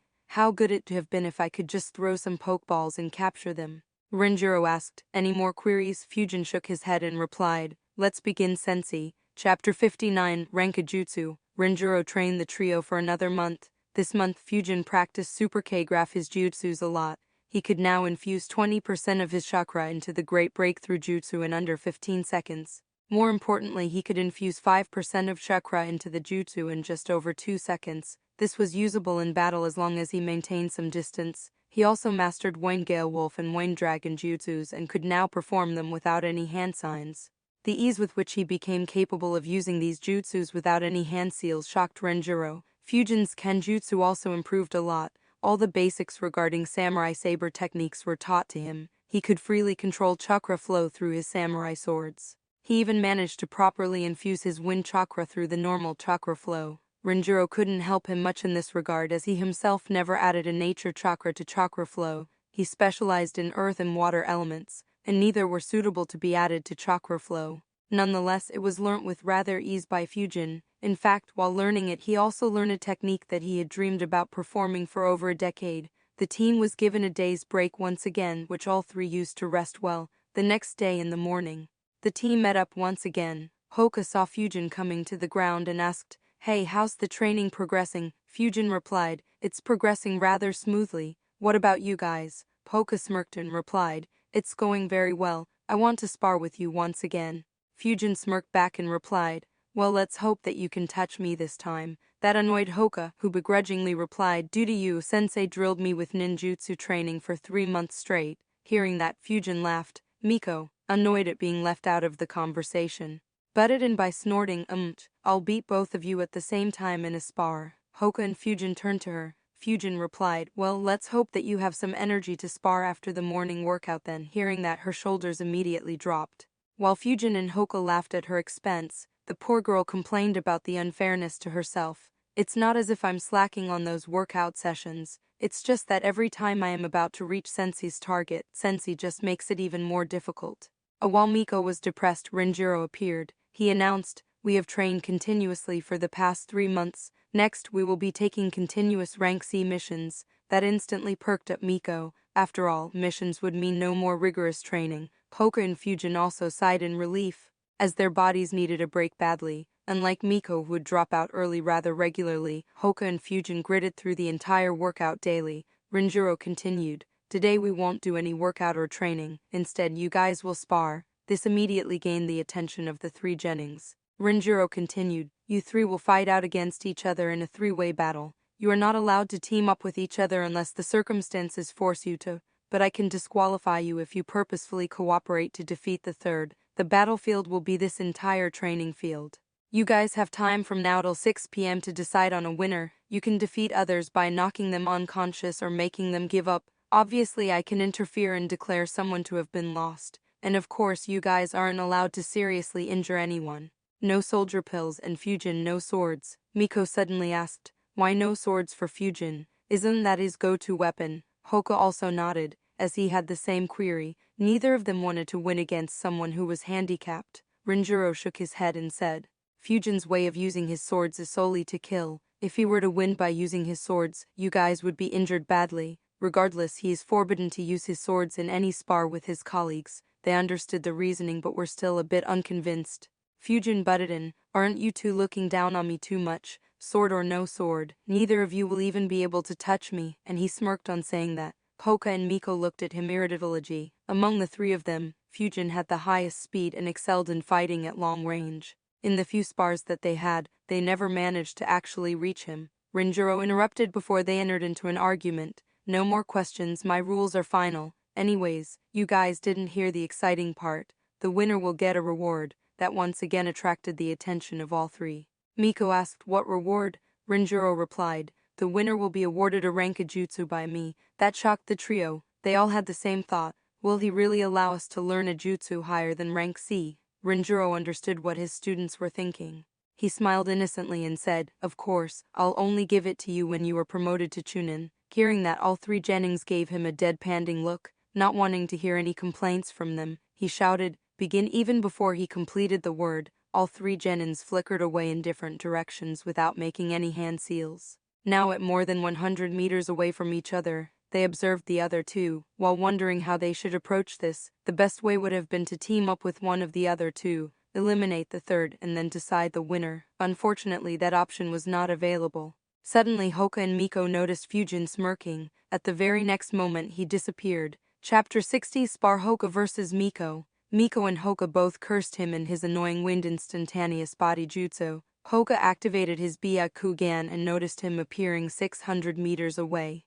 But he disappeared soon and this time went out of the Byakugan's range. Miko cursed, Fujin is as cowardly as usual. Hoka and Miko looked at each other deciding what decision to take. Round a kilometer away from the initial location, Fujin kept sensing the location of the other 2. They were still in the same position. He smiled thinking, the duration of the fight is 13 hours. I guess Renjiro analyzed that we won't be able to decide the winner in a few fights, so the winner will depend on who has the most amount of chakra. The best way for me would be to force multiple rounds so that all of us lose an equal amount of chakra. And I'll be able to win easily due to my larger reserves, especially considering that Byakugan and Sharingan use a decent amount of chakra while being activated. But knowing these 2, I have no doubt that they'll fight intensely. Hee. Back at the starting position, Miko and Hoka were observing each other. Hoka was analyzing. So what do I do? Do I hide 2 until Fujin comes out? Or do we track Fujin first before fighting? Or should I try to beat her first and then beat Fujin? No, that will be tough. Not to mention Fujin loves to sneak attack. He won't miss the chance to attack when we are fighting. On the other hand, Miko too was having similar doubts, but compared to Hoka, she was a lot more arrogant. She dumped all the questions she had while deciding, I'll just defeat Hoka quickly before Fujin can act. In a 1v1 fight, I'll be able to defeat both of them with ease. Having made her decision, Miko activated her Sharingan and rushed toward Hoka. This broke Hoka out of his thoughts, and he prepared to fight. He cautioned himself, I have to avoid looking into her eyes. While I can break her general jutsu easily, it'll be tough to do so quickly enough. Miko flickered a few meters ahead of Hoka and rapidly made a few hand signs and launched a fireball jutsu on him. Hoka quickly moved out of the way, and then ran towards Miko with the intention of using gentle fists to close her chakra points. Miko quickly flickered out of range and launched shurikens on Hoka. Knowing that she uses strings on her shuriken, Hoka too threw his own shuriken, which collided with hers and deflected them. Miko used this opportunity to close the distance and used Fire Release 4 jutsu on Hoka. Hoka barely managed to dodge, but it raised past his shirt, burning it. A bit of the skin on the side of his abdomen was also burnt. He bore the pain and closed the distance. This time Miko didn't back off and engaged him with her Yucha Taijutsu style. Using her Sharingan, she ensured that she never got hit by his gentle fist. Instead, she tried to use her Fire Release 4 jutsu on Hoka. However, Hoka noticed it every time and kept dodging it. All this time, Miko kept trying to put Hoka under general jutsu. But it never worked on Hoka. Hoka's Byakugan can determine when Miko is about to cast a general jutsu, so whenever she prepares her general jutsu, Hoka avoided looking into her eyes and disrupted his own chakra slightly. This ensured that Miko never managed to cast a general jutsu on him. But this also distracted him, which allowed Miko to fight him equally in close combat. After a few minutes, however, Miko ended up having a lot of close calls, with Hoka almost hitting her several times, so she flickered backward. Hoka followed her, but she flickered again. Starting a tag game, Miko's control over and skill with body flicker jutsu was much higher than Hoka's though, so she regained her advantage. Not able to keep up with Miko's flickers, Hoka gave up chasing her and stood his ground, knowing her arrogance. She'll come close to fight me anyways, so I don't need to chase her. Seeing that Hoka had stopped chasing her, she came close to him instead while weaving hand signs. However, unlike what Hoka predicted, she stayed at mid-range and uses Fire Dragon Jutsu. Not having anything to counter, he flickered away from the line of Fire Dragon. Finally sick of trying to engage her in close combat, Hoka used Stone Shuriken Jutsu. The jutsu surprised Miko, but thanks to her Sharingan, she was able to dodge or block all of them. Unfortunately for her, she overlooked Hoka, who using this time appeared right in front of her and stabbed 2 fingers toward her. Seeing that, Miko freaked out a little. Damn, I have to block. In a hurry, she put her arm in between and Hoka hit a chakra point on her arm. As soon as her arm gets hit, she flickered away. Hoka expected her to return, but instead she just ran away. Surprising Hoka, never thought she'll run away. He waited there for a few seconds thinking, both my opponents ran away, so shouldn't I be the winner? He then sighed. Unfortunately, the next step will depend on Fujin. I and Miko are finally far away from each other and tired from a battle, even injured, so the question is who will he attack? Around a kilometer from where the fighting was happening, Fujin kept sensing their chakras throughout their clash. When they kept fighting, he really wished that he had some popcorn and a TV to watch the fight. Unfortunately, he had to stay hidden long away. The fight continued for over 7 minutes, before he sensed Miko's chakra signature going far away from Hoka.